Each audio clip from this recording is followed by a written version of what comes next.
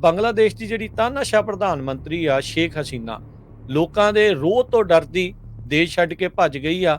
ਮੋਦੀ ਦੀ ਸ਼ਰਨ ਚ ਕਹਿੰਦੇ ਆ ਵੀ ਆਣ ਬੈਠੀ ਆ। ਜਿਹੜਾ ਬੰਗਲਾਦੇਸ਼ ਦਾ ਕੁਫਰ ਆ ਉਸੇ ਤਰ੍ਹਾਂ ਟੁੱਟਿਆ ਜਿੱਦਾਂ 1999 ਵਿੱਚ ਈਸਟਰਨ ਯੂਰਪ ਟੁੱਟਿਆ ਸੀ। 15 ਸਾਲ ਦਾ ਰਾਜ ਸ਼ੇਖ ਹਸੀਨਾ ਦਾ, ਜਿਹੜਾ ਉਹਨੇ ਜੁੱਤੀ ਦੀ ਨੋਕ ਤੇ, ਬੰਦੂਕ ਦੀ ਨੋਕ ਤੇ ਜ਼ਬਰ ਨਾਲ, ਪਤਾ ਹੀ ਨਹੀਂ ਕਿੰਨੇ ਲੋਕ ਆ ਜਿਨ੍ਹਾਂ ਨੇ ਸ਼ੇਖ ਹਸੀਨਾ ਵਾਜਦ ਦੇ ਖਿਲਾਫ ਆਵਾਜ਼ ਉਠਾਈ, ਉਹਨਾਂ ਦਾ ਮੁੜ ਕੇ ਥਾਂ ਪਤਾ ਹੀ ਨਹੀਂ ਲੱਗਿਆ। ਕੋਈ ਅਣਗਿਣਤ ਲੋਕ ਹਨਾ ਜੀ, ਸਿਰਫ 5 ਹਫ਼ਤਿਆਂ ਦੇ ਲੋਕਾਂ ਦੇ ਅੰਦੋਲਨ ਦੇ ਸਾਹਮਣੇ ਉਹ ਟਿਕ ਨਹੀਂ ਸਕੀ ਜਦੋਂ ਲੋਕ ਆਏ ਤੇ ਸਿਰਫ 15 ਸਾਲਾਂ ਦਾ ਰਾਜ ਆ ਜਿਹੜਾ 5 ਹਫ਼ਤਿਆਂ ਦੇ ਪ੍ਰਦਰਸ਼ਨ ਦੇ ਅੱਗੇ ਟਿਕ ਨਾ ਸਕਿਆ ਤੇ ਉਹਨੂੰ ਉਹ ਦੇਸ਼ ਛੱਡ ਕੇ ਭੱਜਣਾ ਪਿਆ ਜਿਹੜੇ ਦੇਸ਼ ਨੂੰ ਇਹ ਕਹਿੰਦੇ ਸੀ ਵੀ ਅਸੀਂ ਆਜ਼ਾਦ ਕਰਾਇਆ, ਮੇਰੇ ਪਿਤਾ ਜੀ ਨੇ ਆਜ਼ਾਦ ਕਰਾਇਆ ਹਨਾ। ਤੁਸੀਂ ਦੇਖੋ ਕਿ ਲਗਭਗ ਪਿਛਲੇ 5 ਹਫ਼ਤਿਆਂ ਵਿੱਚ 300 ਨੌਜਵਾਨ ਸ਼ਹੀਦ ਹੋ ਗਏ ਹੋਇਆ, ਲਗਭਗ 2500 ਜੇਲ੍ਹਾਂ ਵਿੱਚ ਨੇ, ਬਹੁਤ ਸਾਰੇ ਜ਼ਖਮੀ ਨੇ ਹਨਾ। ਸੋ ਲੋਕਾਂ ਨੇ ਵੱਡੀ ਕੀਮਤ ਅਦਾ ਕਰੀ ਆ ਵੀ ਇਹ ਜਿਹੜਾ ਹੈਗਾ ਨੌਕਰੀਆਂ ਬਚਾਉਣ ਲਈ ਜਾਂ ਰੁਜ਼ਗਾਰ ਜਾਂ ਐਜੂਕੇਸ਼ਨ ਦੇ ਹਾਲਾਤਾਂ ਨੂੰ ਠੀਕ ਕਰਨ ਲਈ ਜਿਹੜਾ ਅੰਦੋਲਨ ਸ਼ੁਰੂ ਹੋਇਆ ਸੀ ਉਹ ਮੁੜ ਕੇ ਦੇਸ਼ ਨੂੰ ਬਚਾਉਣ ਲਈ ਅੰਦੋਲਨ ਵਿੱਚ ਬਦਲਿਆ। ਔਰ 5 ਹਫ਼ਤਿਆਂ ਦੌਰਾਨ ਹੀ ਉਹਨਾਂ ਨੇ ਇੱਕ ਵੱਡੇ ਤਾਨਾਸ਼ਾਹ ਦੀ ਸੱਤਾ ਨੂੰ ਪਲਟ ਕੇ ਜਿਹੜਾ ਉਹ ਪਰੇ ਮਾਰਿਆ ਔਰ ਉਹਨੂੰ ਭੱਜਣ ਲਈ ਮਜਬੂਰ ਕਰ ਦਿੱਤਾ ਗਿਆ। ਹੁਣ ਦੱਸਿਆ ਜਾਂਦਾ ਆ ਵੀ ਜਿਹੜਾ ਅਬੂ ਸਈਦ ਨਾਂ ਦਾ ਇੱਕ ਜਿਹੜਾ ਨੌਜਵਾਨ ਆ, ਇਸ ਨੇ ਇਹ ਆਰੰਭ ਕੀਤਾ ਸੀ। ਕੌਣ ਹੈ ਇਹ ਬੰਦਾ? ਇਹਦੇ ਬਾਰੇ ਕੀ ਆਪਾਂ ਨੂੰ ਪਤਾ? ਇਹ ਪਹਿਲਾ ਸ਼ਹੀਦ ਆ ਇਸ ਜੰਗ ਦਾ। तो अब्बू सईद ने जिस दिन अंदोलन शुरू करिया उस दिन मिलिटरी है जिहड़ी ढाका यूनिवर्सिटी दे बाहर बंदूकां लाई खड़ी सी, इहने बाहां उलार के मिलिटरी नूं भी चैलेंज करिया। सो अब्बू सईद ने जिहड़ी बाह उलार के अंदोलन शुरू करिया ਤਾਂ ਕੁਝ ਹੀ ਘੰਟਿਆਂ ਵਿੱਚ ਉਹਨੂੰ ਗੋਲੀਆਂ ਮਾਰ ਦਿੱਤਾ ਗਿਆ। ਯੂਨੀਵਰਸਿਟੀ ਦੇ ਬਾਹਰ ਜਿਹੜਾ ਗੋਲੀਆਂ ਮਾਰ ਦਿੱਤਾ ਗਿਆ। ਆਪਾਂ ਇਹ ਕਹਿ ਦਿੰਦੇ ਹੈਗੇ ਵੀ ਨੌਜਵਾਨ ਹੈ ਨਾ, ਜਦੋਂ ਜੋਸ਼ ਨਾਲ ਕੰਮ ਕਰਦੇ ਆ, ਹੋਸ਼ ਨਾਲ ਨਹੀਂ ਕਰਦੇ। ਪਰ ਬੰਗਲਾਦੇਸ਼ ਦੇ ਨੌਜਵਾਨਾਂ ਨੇ ਇਹ ਸਾਨੂੰ ਦਰਸਾ ਦਿੱਤਾ ਵੀ ਜੋਸ਼ ਦੇ ਨਾਲ ਜਿੰਨਾ ਹੋਸ਼ ਉਹਨਾਂ ਨੇ ਰੱਖਿਆ, ਜਿੰਨੀ ਡਿਸਪਲਿਨ ਵਿੱਚ ਉਹਨਾਂ ਨੇ ਕੰਮ ਕਰਿਆ, ਜ਼ਬਰ ਵੀ ਸਹਿਆ, 2500 ਬੰਦਾ ਜੇਲ੍ਹਾਂ ਵਿੱਚ ਵੀ ਹੈਗਾ, ਤਸ਼ੱਦਦ ਵੀ ਸਹਿਆ, ਮਾਰ ਕੁਟਾਈ ਵੀ ਸਹੀ। ਔਰ ਕਈ ਥਾਵਾਂ ਤੇ ਆਇਆ ਵੀ ਪੁਲਿਸ ਆ ਜਿਹੜੀਆਂ ਪੁਲਿਸ ਕਸਟਡੀ 'ਚ ਬੰਦੇ ਮਾਰੇ ਹੋਏ ਸੀ, ਪੁਲਿਸ ਲਾਸ਼ਾਂ ਸੁੱਟਦੀ ਫਿਰ ਰਹੀ ਸੀ ਸੜਕਾਂ ਤੇ। ਸੋ ਉਹ ਵੀਡੀਓਜ਼ ਵੀ ਸਾਹਮਣੇ ਆਈਆਂ। ਸੋ ਉਹਨਾਂ ਤੇ ਕਿੰਨਾ ਤਸ਼ੱਦਦ ਹੋਇਆ ਹੋਊਗਾ ਵੀ ਉਹ ਤਸ਼ੱਦਦ ਨਾਲ ਜਿਹੜੇ ਬੱਚੇ ਜਾਂ ਨੌਜਵਾਨ ਮਾਰੇ ਗਏ। ਆਪਾਂ ਇਹਨੂੰ ਕਹੀਏ ਵੀ ਇਹ ਇੱਕ ਛੋਟਾ ਭਾਰਤ ਸੀ ਜਿਹੜਾ ਬੰਗਲਾਦੇਸ਼। ਅੱਛਾ। ਸੋ ਇਹ ਬਿਲਕੁਲ ਇਹ ਭਾਰਤ ਸਰਕਾਰ ਦੇ ਇਸ਼ਾਰਿਆਂ ਤੇ ਕੰਮ ਕਰ ਰਿਹਾ ਸੀਗਾ। 1971 ਵਿੱਚ ਇਹਨੂੰ ਭਾਰਤ ਨੇ ਆਜ਼ਾਦੀ ਲੈ ਕੇ ਦਿੱਤੀ ਆ। ਇਸ ਚੋਣਾਂ ਤੋਂ ਪਹਿਲਾਂ ਜਿਹੜੀਆਂ ਪਿਛਲੀਆਂ ਚੋਣਾਂ ਹੋਈਆਂ ਉਹਦੇ ਵਿੱਚ ਭਾਰਤ ਸਰਕਾਰ ਨੇ ਅਮਰੀਕਾ ਨੂੰ ਅਪਰੋਚ ਕਰਿਆ ਸੀਗਾ ਵੀ ਸ਼ੇਖ ਹਸੀਨਾ ਨੂੰ ਹੀ ਪ੍ਰਧਾਨ ਮੰਤਰੀ ਬਣਾਇਆ ਜਾਵੇ, ਕਿਉਂਕਿ CIA ਵੀ ਬਹੁਤ ਵੱਡੀ ਪੱਧਰ ਤੇ ਇਨਵੋਲਵ ਸੀਗਾ ਬੰਗਲਾਦੇਸ਼। ਤੋਂ ਉਦੋਂ ਭਾਰਤ ਦੇ ਬਹੁਤ ਚੰਗੇ ਰਿਲੇਸ਼ਨ ਸੀ ਅਮਰੀਕਾ ਨਾਲ। ਅਮਰੀਕਾ ਨੇ ਭਾਰਤ ਦੀ ਗੱਲ ਮੰਨ ਕੇ ਸੋ ਸ਼ੇਖ ਹਸੀਨਾ ਨੂੰ ਪਿਛਲੀਆਂ ਚੋਣਾਂ ਵਿੱਚ ਜਿਹੜਾ ਉਹ ਜਿੱਤ ਦਿਵਾਈ ਸੀ ਵੀ ਤਾਂ ਕਿ ਭਾਰਤ ਨੂੰ ਖੁਸ਼ ਰੱਖਿਆ ਜਾ ਸਕੇ। ਵਰਨਾ ਜੈਨੀਫਰ ਚੌਧਰੀ ਨੇ ਐਡੀਟੋਰੀਅਲ ਲਿਖਿਆ ਅਲ ਜਜ਼ੀਰਾ ਦੀ ਵੈਬਸਾਈਟ ਤੇ ਵੀ ਇਹ 5 ਹਫ਼ਤਿਆਂ ਦਾ ਨਹੀਂ ਹੈਗਾ, ਇਹ 15 ਸਾਲਾਂ ਦਾ ਗੁੱਸਾ ਫੁੱਟਿਆ ਲੋਕਾਂ ਦਾ। ਸਹੀ ਗੱਲ। ਸੋ ਵੀ ਉਹਨਾਂ ਨੇ ਵਿਦਿਆਰਥੀਆਂ ਨੇ ਮੰਗਾਂ ਮੰਨ ਲੈਣ ਤੋਂ ਬਾਅਦ ਵੀ ਕਿਹਾ ਵੀ ਹੁਣ ਨਹੀਂ, ਸਰਕਾਰੀ ਮੁਲਾਜ਼ਮ, ਪ੍ਰੋਫੈਸਰ, ਵਿਦਵਾਨ ਤੇ ਹੋਰ ਚੰਗਾ ਸੋਚਣ ਵਾਲੀ ਸਮੁੱਚੀ ਸਿਵਲ ਸੁਸਾਇਟੀ ਸੀ ਜਿਹੜੀ ਉਹ ਵਿਦਿਆਰਥੀਆਂ ਦੇ ਨਾਲ ਖੜੀ, ਔਰ ਫੌਜ ਦਾ ਇੱਕ ਹਿੱਸਾ ਵੀ ਵਿਦਿਆਰਥੀਆਂ ਦੇ ਨਾਲ ਖੜਿਆ। ਪਰ ਕਿਸਾਨੀ ਅੰਦੋਲਨ ਚੋਂ ਫਿਰ ਸਾਨੂੰ ਬਾਬਾ ਬਘੇਲ ਸਿੰਘ ਯਾਦ ਆਏ, ਸਾਨੂੰ ਬਾਬਾ ਬੰਦਾ ਸਿੰਘ ਬਹਾਦਰ ਯਾਦ ਆਏ। ਤੁਸੀਂ ਦੇਖੋ ਜਦੋਂ ਦਸੰਬਰ ਦੇ ਮਹੀਨੇ ਵਿੱਚ ਠੰਡ ਵਿੱਚ ਕਿਸਾਨ ਬੈਠੇ ਸੀ ਤਾਂ ਉੱਥੇ ਕੰਵਰ ਗਰੇਵਾਲ ਨੇ ਗਾਣਾ ਗਾਇਆ, ਸਾਡੇ ਲਈ ਤਾਂ ਸੜਕਾਂ ਜਿਹੜੀਆਂ ਹੈਗੀਆਂ ਵੀ ਇਹੀ ਕਿਲੇ ਬਣ ਗਈਆਂ ਨੇ ਹਨਾ। ਇਹ ਵੀ ਏਸ਼ੀਆ ਦੀ ਜਿਹੜੀ ਟੁੱਟ ਭੱਜ ਆ ਜਾਂ ਰੀਸਟਰਕਚਰਿੰਗ ਆ ਉਸ ਦਾ ਜਿਹੜਾ ਅਸਲ ਆ ਇਹ ਹੁਣ ਸ਼ੁਰੂ ਹੋ ਗਿਆ। ਖਾਸ ਸੰਦੇਸ਼ ਆਇਆ ਵੀ ਅਮਰੀਕਾ ਹੈਗਾ ਬੰਗਲਾਦੇਸ਼ ਦਾ ਕੁਝ ਹਿੱਸਾ ਤੋੜ ਕੇ ਔਰ ਬਰਮਾ ਦਾ ਕੁਝ ਹਿੱਸਾ ਤੋੜ ਕੇ ਇੱਕ ਉੱਥੇ ਨਵਾਂ ਮੁਲਕ ਬਣਾਉਣ ਜਾ ਰਿਹਾ ਹੈਗਾ ਤਾਂ ਕਿ ਉੱਥੇ ਇੱਕ ਬਫਰ ਸਟੇਟ ਬਣੇ ਜਿਹਦੇ ਨਾਲ ਜਿਹੜੀ ਵਾਇਲੈਂਸ ਬਰਮਾ ਵਿੱਚ ਵੀ ਹੁੰਦੀ ਆ ਤੇ ਬੰਗਲਾਦੇਸ਼ 'ਚ ਹੁੰਦੀ ਆ ਤੇ ਹੋਰ ਕਿਹੜੀਆਂ ਟੈਰੀਟਰੀਆਂ ਉਹ ਸ਼ਾਮਲ ਕਰਦਾ ਉਹਦੇ ਵਿੱਚ, ਇਹ ਆਉਣ ਵਾਲਾ ਸਮਾਂ ਜਿਹੜਾ ਦੱਸੇਗਾ।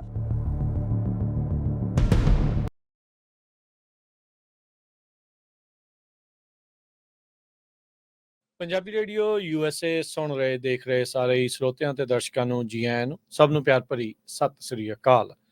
ਮੈਂ ਰਾਜਕਰਮਵੀਰ ਸਿੰਘ ਅੱਜ ਦੇ ਇਸ ਵਿਸ਼ੇਸ਼ ਪ੍ਰੋਗਰਾਮ ਦੇ ਵਿੱਚ ਤੁਹਾਨੂੰ ਸਭ ਨੂੰ ਜੀ ਆਇਆਂ ਨੂੰ ਆਖਦੇ ਹਾਂ। ਅੱਜ ਦੇ ਇਸ ਵਿਸ਼ੇਸ਼ ਪ੍ਰੋਗਰਾਮ ਦੇ ਵਿੱਚ ਆਪਣੇ ਨਾਲ ਜਰਨਲਿਸਟ ਅਵਤਾਰ ਸਿੰਘ ਜੀ ਜੁੜ ਚੁੱਕੇ ਨੇ। ਉਹਨਾਂ ਨੂੰ ਸਭ ਤੋਂ ਪਹਿਲਾਂ ਜੀ ਆਇਆਂ ਨੂੰ ਆਖਦੇ ਹਾਂ। ਅਵਤਾਰ ਸਿੰਘ ਜੀ, ਜੀ ਆਇਆਂ ਨੂੰ ਸਵਾਗਤ ਹੈ। ਵਾਹਿਗੁਰੂ ਜੀ ਕਾ ਖਾਲਸਾ, ਵਾਹਿਗੁਰੂ ਜੀ ਕੀ ਫਤਿਹ। ਵਾਹਿਗੁਰੂ ਜੀ ਕਾ ਖਾਲਸਾ, ਵਾਹਿਗੁਰੂ ਜੀ ਕੀ ਫਤਿਹ ਭਾਜੀ। ਅੱਜ ਦੇ ਇਸ ਪ੍ਰੋਗਰਾਮ ਦੇ ਵਿੱਚ ਜੀਓਪੋਲਿਟਿਕਲੀ ਕੀ ਚੱਲ ਰਿਹਾ ਆ, ਆਪਾਂ ਦੇਖਿਆ ਵੀ ਪਿਛਲੇ ਦਿਨਾਂ ਦੇ ਵਿੱਚ ਕਈ ਜਿਹੜੇ ਘਟਨਾਕ੍ਰਮ ਵਾਪਰੇ ਤੇ ਲੇਟਲੀ ਜਿਹੜਾ ਵਾਪਰ ਰਿਹਾ ਹੈ ਜਾਂ ਆਪਣੇ ਸਾਹਮਣੇ ਅੱਖਾਂ ਦੇ ਜਿਹੜਾ ਹੋ ਰਿਹਾ ਆ ਬੰਗਲਾਦੇਸ਼ ਦਾ, ਭਾਰਤ ਦਾ ਜਿਹੜਾ ਇਹ ਗਵਾਂਢੀ ਮੁਲਕ ਬੰਗਲਾਦੇਸ਼, ਉੱਥੇ ਜਿਹੜੀ ਅਨਰੈਸਟ ਬਣੀ ਪਈ ਆ, ਪੋਲੀਟੀਕਲ ਜੋ ਉੱਥੇ ਸਥਿਤੀ ਬਣੀ ਪਈ ਆ, ਉੱਥੋਂ ਦੇ ਜਿਹੜੇ ਲੀਡਰ ਆ ਉਹ ਦੌੜ ਰਹੇ ਆ, ਨੱਸ ਰਹੇ ਆ ਮੁਲਕ ਨੂੰ ਛੱਡ ਕੇ। ਇਹ ਸਾਰੇ ਵਰਤਾਰੇ ਦਾ ਕੀ ਮਤਲਬ ਆ, ਕਿਉਂ ਇਦਾਂ ਇਹ ਹੋ ਰਿਹਾ ਆ, ਤੇ ਇਸ ਦੇ ਨਾਲ ਇਸ ਦੇ ਜ਼ਰੀਏ ਕੀ ਕੋਈ ਇਸ਼ਾਰੇ ਨੇ ਭਾਰਤ ਨੂੰ, ਇਹਦੇ ਬਾਰੇ ਜਿਹੜੇ ਆਪਾਂ ਡੂੰਘਾਈ 'ਚ ਗੱਲਬਾਤ ਕਰਾਂਗੇ। ਅਵਤਾਰ ਸਿੰਘ ਜੀ, ਸ਼ੁਰੂਆਤ ਕਰਦੇ ਹਾਂ। ਬੰਗਲਾਦੇਸ਼ ਦੀ ਜਿਹੜੀ ਤਾਨਾਸ਼ਾਹ ਪ੍ਰਧਾਨ ਮੰਤਰੀ ਆ ਸ਼ੇਖ ਹਸੀਨਾ, ਲੋਕਾਂ ਦੇ ਰੋਹ ਤੋਂ ਡਰਦੀ ਦੇਸ਼ ਛੱਡ ਕੇ ਭੱਜ ਗਈ ਆ, ਮੋਦੀ ਦੀ ਸ਼ਰਨ 'ਚ ਕਹਿੰਦੇ ਆ ਵੀ ਆਣ ਬੈਠੀ ਆ। ਇਸ ਪੂਰੀ ਸਥਿਤੀ ਨੂੰ ਤੁਸੀਂ ਕਿਵੇਂ ਦੇਖਦੇ ਹੋ? ਹਾਂਜੀ ਹਾਂਜੀ, ਸੋ ਜਿਹਦੇ ਤੇ ਸਟੀਕ ਟਿੱਪਣੀ ਕਰਨੀ ਹੋਵੇ ਤਾਂ ਆਪਾਂ ਕਹਿ ਸਕਦੇ ਆ ਵੀ ਕੁਫਰ ਟੁੱਟਾ ਖੁਦਾ ਖੁਦਾ ਕਰਕੇ। ਸੋ ਇਹ ਜਿਹੜਾ ਬੰਗਲਾਦੇਸ਼ ਦਾ ਕੁਫਰ ਆ, ਇਹ ਉਸੇ ਤਰ੍ਹਾਂ ਟੁੱਟਿਆ ਜਿੱਦਾਂ 1999 ਵਿੱਚ ਈਸਟਰਨ ਯੂਰਪ ਟੁੱਟਿਆ ਸੀ। ਚੈਕੋਸਲੋਵਾਕੀਆ ਤੇ ਦੂਸਰੇ ਹੋਰ ਜਿਹੜੇ ਮੁਲਕ ਨੇ ਬਹੁਤ ਸਾਰੇ ਈਸਟਰਨ ਯੂਰਪ ਦੇ, ਹੰਗਰੀ 'ਚ, ਪੋਲੈਂਡ 'ਚ, ਇਹਨਾਂ ਥਾਵਾਂ ਤੇ ਟੁੱਟ ਭੱਜ ਹੋਈ ਤੇ ਉਹ ਤੋਂ 2 ਸਾਲਾਂ ਬਾਅਦ ਹੀ ਤੁਸੀਂ ਦੇਖੋ ਰੂਸ ਤੋੜ ਦਿੱਤਾ ਗਿਆ, ਹਨਾ। ਸੋ ਇਹ ਜਿਹੜਾ ਕੁਫਰ ਟੁੱਟਿਆ, ਜਿਹੜਾ ਇਹ ਕੁਫਰ ਦੀ ਇੱਕ ਖੇਡ ਬਣਾਈ ਸੀ, ਜਿਹੜਾ ਕਿਹਾ ਜਾਂਦੇ ਸੀ ਵੀ ਅਸੀਂ ਆਜ਼ਾਦੀ ਲੈ ਲਈ ਆ, ਉਸ ਆਜ਼ਾਦੀ ਨੂੰ ਕਿਹਨਾਂ ਲੋਕਾਂ ਨੇ ਆਪਣੇ ਰਾਜਨੀਤਿਕ ਹਿੱਤਾਂ ਲਈ ਵਰਤਿਆ, ਕਿਸ ਤਰ੍ਹਾਂ ਜ਼ਬਰ ਦੇ ਕੁਹਾੜੇ ਨਾਲ ਲੋਕਾਂ ਨੂੰ ਆਜ਼ਾਦੀ ਦੇ ਨਾਂ ਤੇ ਗੁਲਾਮ ਬਣਾਉਣ ਦਾ, ਇੱਕ ਨਵੇਂ ਹਾਕਮਾਂ ਵੱਲੋਂ ਗੁਲਾਮ ਬਣਾਉਣ ਦਾ ਯਤਨ ਕੀਤਾ ਗਿਆ। ਉਹ ਕੁਫਰ ਆ ਜਿਹੜਾ 1971 ਵਿੱਚ ਜਿਹਦੀ ਸਥਾਪਨਾ ਹੋਈ ਔਰ 1975 ਵਿੱਚ ਜਿਹੜਾ ਕੁਫਰ ਸ਼ੁਰੂ ਹੋਇਆ, ਅੱਜ ਉਹ ਕੁਫਰ ਆ ਜਿਹੜਾ ਖੁਦਾ ਖੁਦਾ ਕਰਕੇ ਟੁੱਟ ਗਿਆ ਹੈ ਨਾ। ਸੋ 15 ਸਾਲ ਦਾ ਰਾਜ ਸ਼ੇਖ ਹਸੀਨਾ ਦਾ, ਜਿਹੜਾ ਉਹਨੇ ਜੁੱਤੀ ਦੀ ਨੋਕ ਤੇ, ਬੰਦੂਕ ਦੀ ਨੋਕ ਤੇ ਜ਼ਬਰ ਨਾਲ, ਪਤਾ ਹੀ ਨਹੀਂ ਕਿੰਨੇ ਲੋਕ ਆ ਜਿਨ੍ਹਾਂ ਨੇ ਸ਼ੇਖ ਹਸੀਨਾ ਵਾਜਦ ਦੇ ਖਿਲਾਫ ਆਵਾਜ਼ ਉਠਾਈ, ਉਹਨਾਂ ਦਾ ਮੁੜ ਕੇ ਥਾਂ ਪਤਾ ਹੀ ਨਹੀਂ ਲੱਗਿਆ, ਕੋਈ ਅਣਗਿਣਤ ਲੋਕ, ਹਨਾ ਜੀ। ਸੋ ਜਿਹੜੇ ਇੱਕ ਵਾਰੀ ਚੱਕ ਲਏ ਪੁਲਿਸ ਨੇ, ਆ ਫੌਜ ਨੇ, ਮੁੜ ਕੇ ਉਹਨਾਂ ਦਾ ਖੁਰਾ ਖੋਜ ਨਹੀਂ ਹੈ। ਸੋ ਲਵਾਰਸ ਲਾਸ਼ਾਂ ਦੇ ਕੇਸ ਆ ਜਿਹੜੇ ਪੰਜਾਬ ਵਾਂਗ ਬੰਗਲਾਦੇਸ਼ ਵਿੱਚ ਵੀ, ਜਿਹਦਾ ਪਤਾ ਹੀ ਨਹੀਂ, ਗਿਣਤੀ ਹੋਈ ਨਹੀਂ ਵੀ ਕਿੰਨੇ ਅਣਗਿਣਤ ਕੇਸ ਹੋਏ ਆ। ਸੋ ਇੱਕ ਤਾਨਾਸ਼ਾਹ ਲੀਡਰ ਜਿਹੜੀ ਭਾਰਤ ਦੇ, ਆਪਾਂ ਕਹਿ ਸਕਦੇ ਵੀ ਇਸ਼ਾਰੇ ਤੇ ਜਾਂ ਭਾਰਤ ਦੇ ਸਹਿਯੋਗ ਨਾਲ ਲੋਕਾਂ ਤੇ ਜ਼ਬਰ ਕਰਕੇ ਆਪਣਾ ਰਾਜਸ਼ਾਹੀ ਚਲਾ ਰਹੀ ਸੀ, ਅੱਜ ਉਹਨੂੰ ਸਿਰਫ 5 ਹਫ਼ਤਿਆਂ ਦੇ ਲੋਕਾਂ ਦੇ ਅੰਦੋਲਨ ਦੇ ਸਾਹਮਣੇ ਉਹ ਟਿਕ ਨਹੀਂ ਸਕੀ। ਜਦੋਂ ਲੋਕ ਆਏ ਤੇ ਸਿਰਫ 15 ਸਾਲਾਂ ਦਾ ਰਾਜ ਆ ਜਿਹੜਾ 5 ਹਫ਼ਤਿਆਂ ਦੇ ਪ੍ਰਦਰਸ਼ਨ ਦੇ ਅੱਗੇ ਟਿਕ ਨਾ ਸਕਿਆ, ਤੇ ਉਹਨੂੰ ਉਹ ਦੇਸ਼ ਛੱਡ ਕੇ ਭੱਜਣਾ ਪਿਆ ਜਿਹੜੇ ਦੇਸ਼ ਨੂੰ ਇਹ ਕਹਿੰਦੇ ਸੀ ਵੀ ਅਸੀਂ ਆਜ਼ਾਦ ਕਰਾਇਆ, ਮੇਰੇ ਪਿਤਾ ਜੀ ਨੇ ਆਜ਼ਾਦ ਕਰਾਇਆ, ਹਨਾ। ਤੁਸੀਂ ਦੇਖੋ ਕਿੰਨਾ ਵੱਡਾ ਦਵੰਦ ਹੈ ਵੀ ਜਿਸ ਦੇਸ਼ ਨੂੰ ਆਜ਼ਾਦ ਕਰਾਇਆ ਉਸ ਦੇਸ਼ ਦੇ ਲੋਕਾਂ ਨੇ ਜੁੱਤੀਆਂ ਮਾਰ ਕੇ ਭਜਾਤਾ, ਹਨਾ। ਸੋ ਇਹ ਹੁੰਦਾ ਲੋਕ ਰੋਹ, ਇਹ ਹੁੰਦਾ ਜਦੋਂ ਲੋਕ ਆਪਣੇ ਹੱਕਾਂ ਲਈ, ਆਪਣੇ ਹਿੱਤਾਂ ਲਈ ਜਾਂ ਦੇਸ਼ ਦੇ ਹਿੱਤਾਂ ਲਈ, ਸੋ ਲੋਕਾਂ ਨੇ ਸਿਰਫ ਆਪਣੇ ਨਿੱਜੀ ਹਿੱਤਾਂ ਲਈ ਨਹੀਂ, ਦੇਸ਼ ਦੇ ਹਿੱਤਾਂ ਲਈ ਵੀ ਜਿਹੜੇ ਹੈਗੇ ਇੱਕ ਚੰਗਾ ਫੈਸਲਾ ਕਰਿਆ ਹੈਗਾ। ਸੋ ਇੱਕ ਤਾਨਾਸ਼ਾਹ ਪ੍ਰਧਾਨ ਮੰਤਰੀ ਨੂੰ ਭੱਜਣ ਲਈ ਮਜਬੂਰ ਕਰਿਆ, ਔਰ ਇਹ ਬਾਕੀ ਦੇ ਤਾਨਾਸ਼ਾਹ ਲੋਕਾਂ ਲਈ ਵੀ ਇੱਕ ਸੰਦੇਸ਼ ਆ। ਇਹਦੀ ਪਹਿਲੀ ਟਿੱਪਣੀ ਇਸ ਤਰ੍ਹਾਂ ਕਹੀ ਜਾ ਸਕਦੀ ਹੈ। ਬਿਲਕੁਲ। ਸੋ ਇਹ ਜਿਹੜੀ ਸ਼ੁਰੂਆਤ ਹੋਈ ਆ, ਇਹ 5 ਹਫ਼ਤੇ ਪਹਿਲਾਂ ਜੋ ਵਿਦਿਆਰਥੀ ਅੰਦੋਲਨ ਦੇ ਵਿੱਚ ਇਸ ਦੀ ਸ਼ੁਰੂਆਤ ਹੋਈ ਆ, ਇਹਨਾਂ ਨੇ ਮੈਨੂੰ ਲੱਗਦਾ ਕੁਛ ਸੀਗਾ ਵੀ ਇੰਨੇ % ਜਿਹੜੀਆਂ ਅਸੀਂ ਨੌਕਰੀਆਂ ਰਾਖਵੀਆਂ ਕਰਨੀਆਂ। ਫਿਰ ਉਸ ਤੋਂ ਬਾਅਦ ਇਹ ਵਿਦਿਆਰਥੀ ਅੰਦੋਲਨ ਜਿਹੜਾ ਉੱਥੇ ਆਇਆ, ਕਹਿ ਸਕਦੇ ਵੀ ਨਵੀਂ ਜਨਰੇਸ਼ਨ ਨੇ ਸਾਰਾ ਕੁਝ ਕੀਤਾ। ਮੰਗਾਂ ਕੀ ਸਨ ਇਸ ਅੰਦੋਲਨ ਦੀਆਂ? ਹਾਂਜੀ ਹਾਂਜੀ, ਸੋ ਨਵੀਂ ਪੀੜ੍ਹੀ ਨੇ, ਆਪਾਂ ਦੇਖ ਰਹੇ ਹਾਂ ਵੀ ਨਵੀਂ ਪੀੜ੍ਹੀ ਵਿੱਚ ਦੁਨੀਆ ਭਰ ਵਿੱਚ ਚੇਤਨਤਾ ਆ ਰਹੀ ਹੈ। ਆਪਾਂ ਪੰਜਾਬ 'ਚ ਦੇਖਿਆ, ਸੋ ਪੰਜਾਬ ਵਿੱਚ ਜਿਹੜਾ ਆਪਾਂ ਕਹਿ ਸਕਦੇ ਹਾਂ ਵੀ 222 ਵਿੱਚ ਜਿਹੜੀਆਂ ਚੋਣਾਂ ਵਿੱਚ ਇੱਕ ਵੱਡੀ ਤਬਦੀਲੀ ਆਈ ਆ, ਉਹ ਨਵੀਂ ਪੀੜ੍ਹੀ ਦੀ ਚੇਤਨਤਾ ਕਰਕੇ ਆਈ ਆ। ਇਹ ਚੇਤਨਤਾ ਸੋਸ਼ਲ ਮੀਡੀਆ ਕਰਕੇ ਪੂਰੀ ਦੁਨੀਆ ਵਿੱਚ ਆ ਜਿਹੜੀ ਆ ਰਹੀ ਆ। ਸੋ ਜਿਹੜਾ ਅੰਦੋਲਨ ਬੰਗਲਾਦੇਸ਼ ਵਿੱਚ ਸ਼ੁਰੂ ਹੋਇਆ, ਉਹ 5 ਹਫ਼ਤੇ ਪਹਿਲਾਂ ਸ਼ੁਰੂ ਹੋਇਆ। ਕੁਝ ਸਾਲ ਪਹਿਲਾਂ ਮੇਰੇ ਖਿਆਲ 2018-19 ਵਿੱਚ ਪ੍ਰਧਾਨ ਮੰਤਰੀ ਸ਼ੇਖ ਹਸੀਨਾ ਵਾਜਦ ਨੇ ਨੌਕਰੀਆਂ ਦੇ ਮਾਮਲੇ ਵਿੱਚ ਇੱਕ ਕੋਟਾ ਰਿਜ਼ਰਵ ਕਰਿਆ ਵੀ 30% ਨੌਕਰੀਆਂ, ਸਰਕਾਰੀ ਨੌਕਰੀਆਂ, ਜਿਹੜੀਆਂ ਵੱਡੀਆਂ ਸਰਕਾਰੀ ਨੌਕਰੀਆਂ ਜਿੱਥੇ ਬਹੁਤ ਪੈਸੇ ਬਣਦੇ ਆ, ਵੀ ਉਹ ਨੌਕਰੀਆਂ ਦਾ 30% ਹਿੱਸਾ ਅਸੀਂ ਉਹਨੂੰ ਲੋਕਾਂ ਨੂੰ ਦੇਣਾ ਜਿਨ੍ਹਾਂ ਨੇ 1971 ਦੀ ਜਿਹੜੀ ਦੇਸ਼ ਨੂੰ ਆਜ਼ਾਦ ਕਰਾਉਣ ਦੀ ਜੰਗ ਆ ਉਹਦੇ ਵਿੱਚ ਹਿੱਸਾ ਲਿਆ। ਸੋ ਉਹਨਾਂ ਦੀਆਂ ਹੁਣ 3-4 ਪੀੜ੍ਹੀਆਂ ਵੀ ਅਗਲੀਆਂ ਸਾਰੀਆਂ ਪੀੜ੍ਹੀਆਂ ਤੱਕ ਹੀ, ਉਹਨਾਂ ਦੇ ਪੋਤੇ ਪੜਪੋਤਿਆਂ ਤੱਕ ਆ ਜਿਹੜਾ ਉਹ ਦਿੱਤਾ ਜਾਊਗਾ। ਹਾਲਾਂਕਿ 2-3 ਪੀੜ੍ਹੀਆਂ ਪਹਿਲਾਂ ਉਹਦਾ ਲਾਹਾ ਲੈ ਚੁੱਕੀਆਂ, ਇਹ ਲਗਾਤਾਰ ਜਿਹੜਾ ਕਰ ਦਿੱਤਾ ਸੀ। ਇਹਦੇ ਨਾਲ ਜਿਹੜੇ 18 ਮਿਲੀਅਨ ਨੌਜਵਾਨ ਆ, ਉਹਨਾਂ ਦਾ ਭਵਿੱਖ ਆ ਜਿਹੜਾ ਖਤਰੇ 'ਚ ਪੈ ਗਿਆ ਸੀਗਾ। ਸੋ ਜਿਹੜੇ ਬਹੁਤ ਹੀ ਵੱਡੇ ਪੱਧਰ ਤੇ ਗ੍ਰੈਜੂਏਟਸ ਨੇ, ਪੋਸਟ ਗ੍ਰੈਜੂਏਟਸ ਨੇ, ਸੋ 30% ਸਿੱਧਾ ਹੀ 1/3 ਆ ਜਿਹੜਾ ਉਸ ਰਿਜ਼ਰਵੇਸ਼ਨ ਕੋਟੇ 'ਚ ਚਲਿਆ ਗਿਆ। ਉਹ ਜਿਹੜੇ ਬਹੁਤੇ ਲੋਕਾਂ ਨੂੰ ਇਹ ਕਹਿ ਰਹੇ ਆ, ਉਹਦੇ ਪਰਦੇ ਹੇਠ ਆਪਣੇ ਬੰਦਿਆਂ ਨੂੰ ਜਿਹੜੀਆਂ ਨੌਕਰੀਆਂ ਦੇ ਰਹੇ ਆ, ਦੇ ਰਹੇ ਸੀਗੇ। ਉਹਦਾ ਵੀ ਇਹ ਹੈ ਵੀ ਉਹਦਾ ਵੀ ਸਾਦਾ ਉਪਯੋਗ ਨਹੀਂ ਹੋ ਰਿਹਾ, ਵੀ ਉਹਦੀ ਐਗਜ਼ੈਕਟ ਜਿਹੜੀ ਹੈਗੀ ਆ ਵੀ ਉਹਦੀ ਵਰਤੋਂ ਨਹੀਂ ਹੋ ਰਹੀ। ਉਹ ਬਹੁਤੇ ਇਹਨਾਂ ਦੇ ਪਾਰਟੀ ਵਰਕਰ ਹੀ ਸੀ। ਸ਼ੇਖ ਹਸੀਨਾ ਵਾਜਦ ਦੀ ਜਿਹੜੀ ਆਵਾਮੀ ਲੀਗ ਆ, ਉਹਦੇ ਹੀ ਜਿਹੜੇ ਹੈਗੇ ਆ ਇਹ ਪਾਰਟੀ ਵਰਕਰ ਸੀ। ਆਪਣੇ ਪਾਰਟੀ ਵਰਕਰਾਂ ਨੂੰ ਖੁਸ਼ ਰੱਖਣ ਲਈ ਉਹ ਪਾਰਟੀ ਵਰਕਰ ਫਿਰ ਇਹਦੇ ਲਈ ਤਾਨਾਸ਼ਾਹ ਨੀਤੀਆਂ ਅਪਣਾਉਂਦੇ ਸੀਗੇ। ਨੌਕਰੀਆਂ ਦਿੱਤੀਆਂ ਹੋਈਆਂ, ਇਹਦੇ ਬਹਾਵ ਤੇ ਫਿਰ ਨੌਜਵਾਨਾਂ ਦਾ ਪਿੱਛਾ ਕਰਦੇ ਸੀ, ਉਹਨਾਂ ਤੇ ਕ੍ਰੈਕਡਾਊਨ ਕਰਦੇ ਸੀ, ਪੁਲਿਸ ਨਾਲ ਮਿਲ ਕੇ ਉਹਨਾਂ ਤੇ ਤਸ਼ੱਦਦ ਕਰਦੇ ਸੀ। ਇਹ ਬਹੁਤ ਵੱਡਾ ਜਿਹੜਾ ਆਪਾਂ ਕਹਿ ਸਕਦੇ ਵੀ ਘਟੀਆ ਸਰਕਲ ਸੀ। ਸੋ 5 ਹਫ਼ਤੇ ਪਹਿਲਾਂ ਉਹ ਅੰਦੋਲਨ ਸ਼ੁਰੂ ਹੋਇਆ। ਪਹਿਲਾਂ ਵੀ ਜਿੱਦਾਂ ਇਹਦੇ ਤੇ ਪ੍ਰੋਟੈਸਟ ਹੁੰਦੇ ਰਹੇ, ਪਰ ਜਿਹੜਾ ਆਖਰੀ ਫੈਸਲਾ ਕਲ ਅੰਦੋਲਨ ਸ਼ੁਰੂ ਹੋਇਆ ਉਹ 5 ਹਫ਼ਤੇ ਪਹਿਲਾਂ ਹੋਇਆ, ਜਿਹਦੇ ਵਿੱਚ ਸਰਕਾਰ ਨੂੰ ਜਿਹੜੀ ਮੂੰਹ ਦੀ ਖਾਣੀ ਪਈ, ਔਰ ਜਿਹੜੀ ਹੈਗੀ ਆ ਸ਼ੇਖ ਹਸੀਨਾ ਨੂੰ ਇਹ ਛੱਡ ਕੇ ਆ ਜਿਹੜਾ ਭੱਜਣਾ ਪਿਆ। ਉਹਦੇ ਵਿੱਚ ਲਗਭਗ ਪਿਛਲੇ 5 ਹਫ਼ਤਿਆਂ ਵਿੱਚ 300 ਨੌਜਵਾਨ ਸ਼ਹੀਦ ਹੋ ਗਏ ਹੋਇਆ।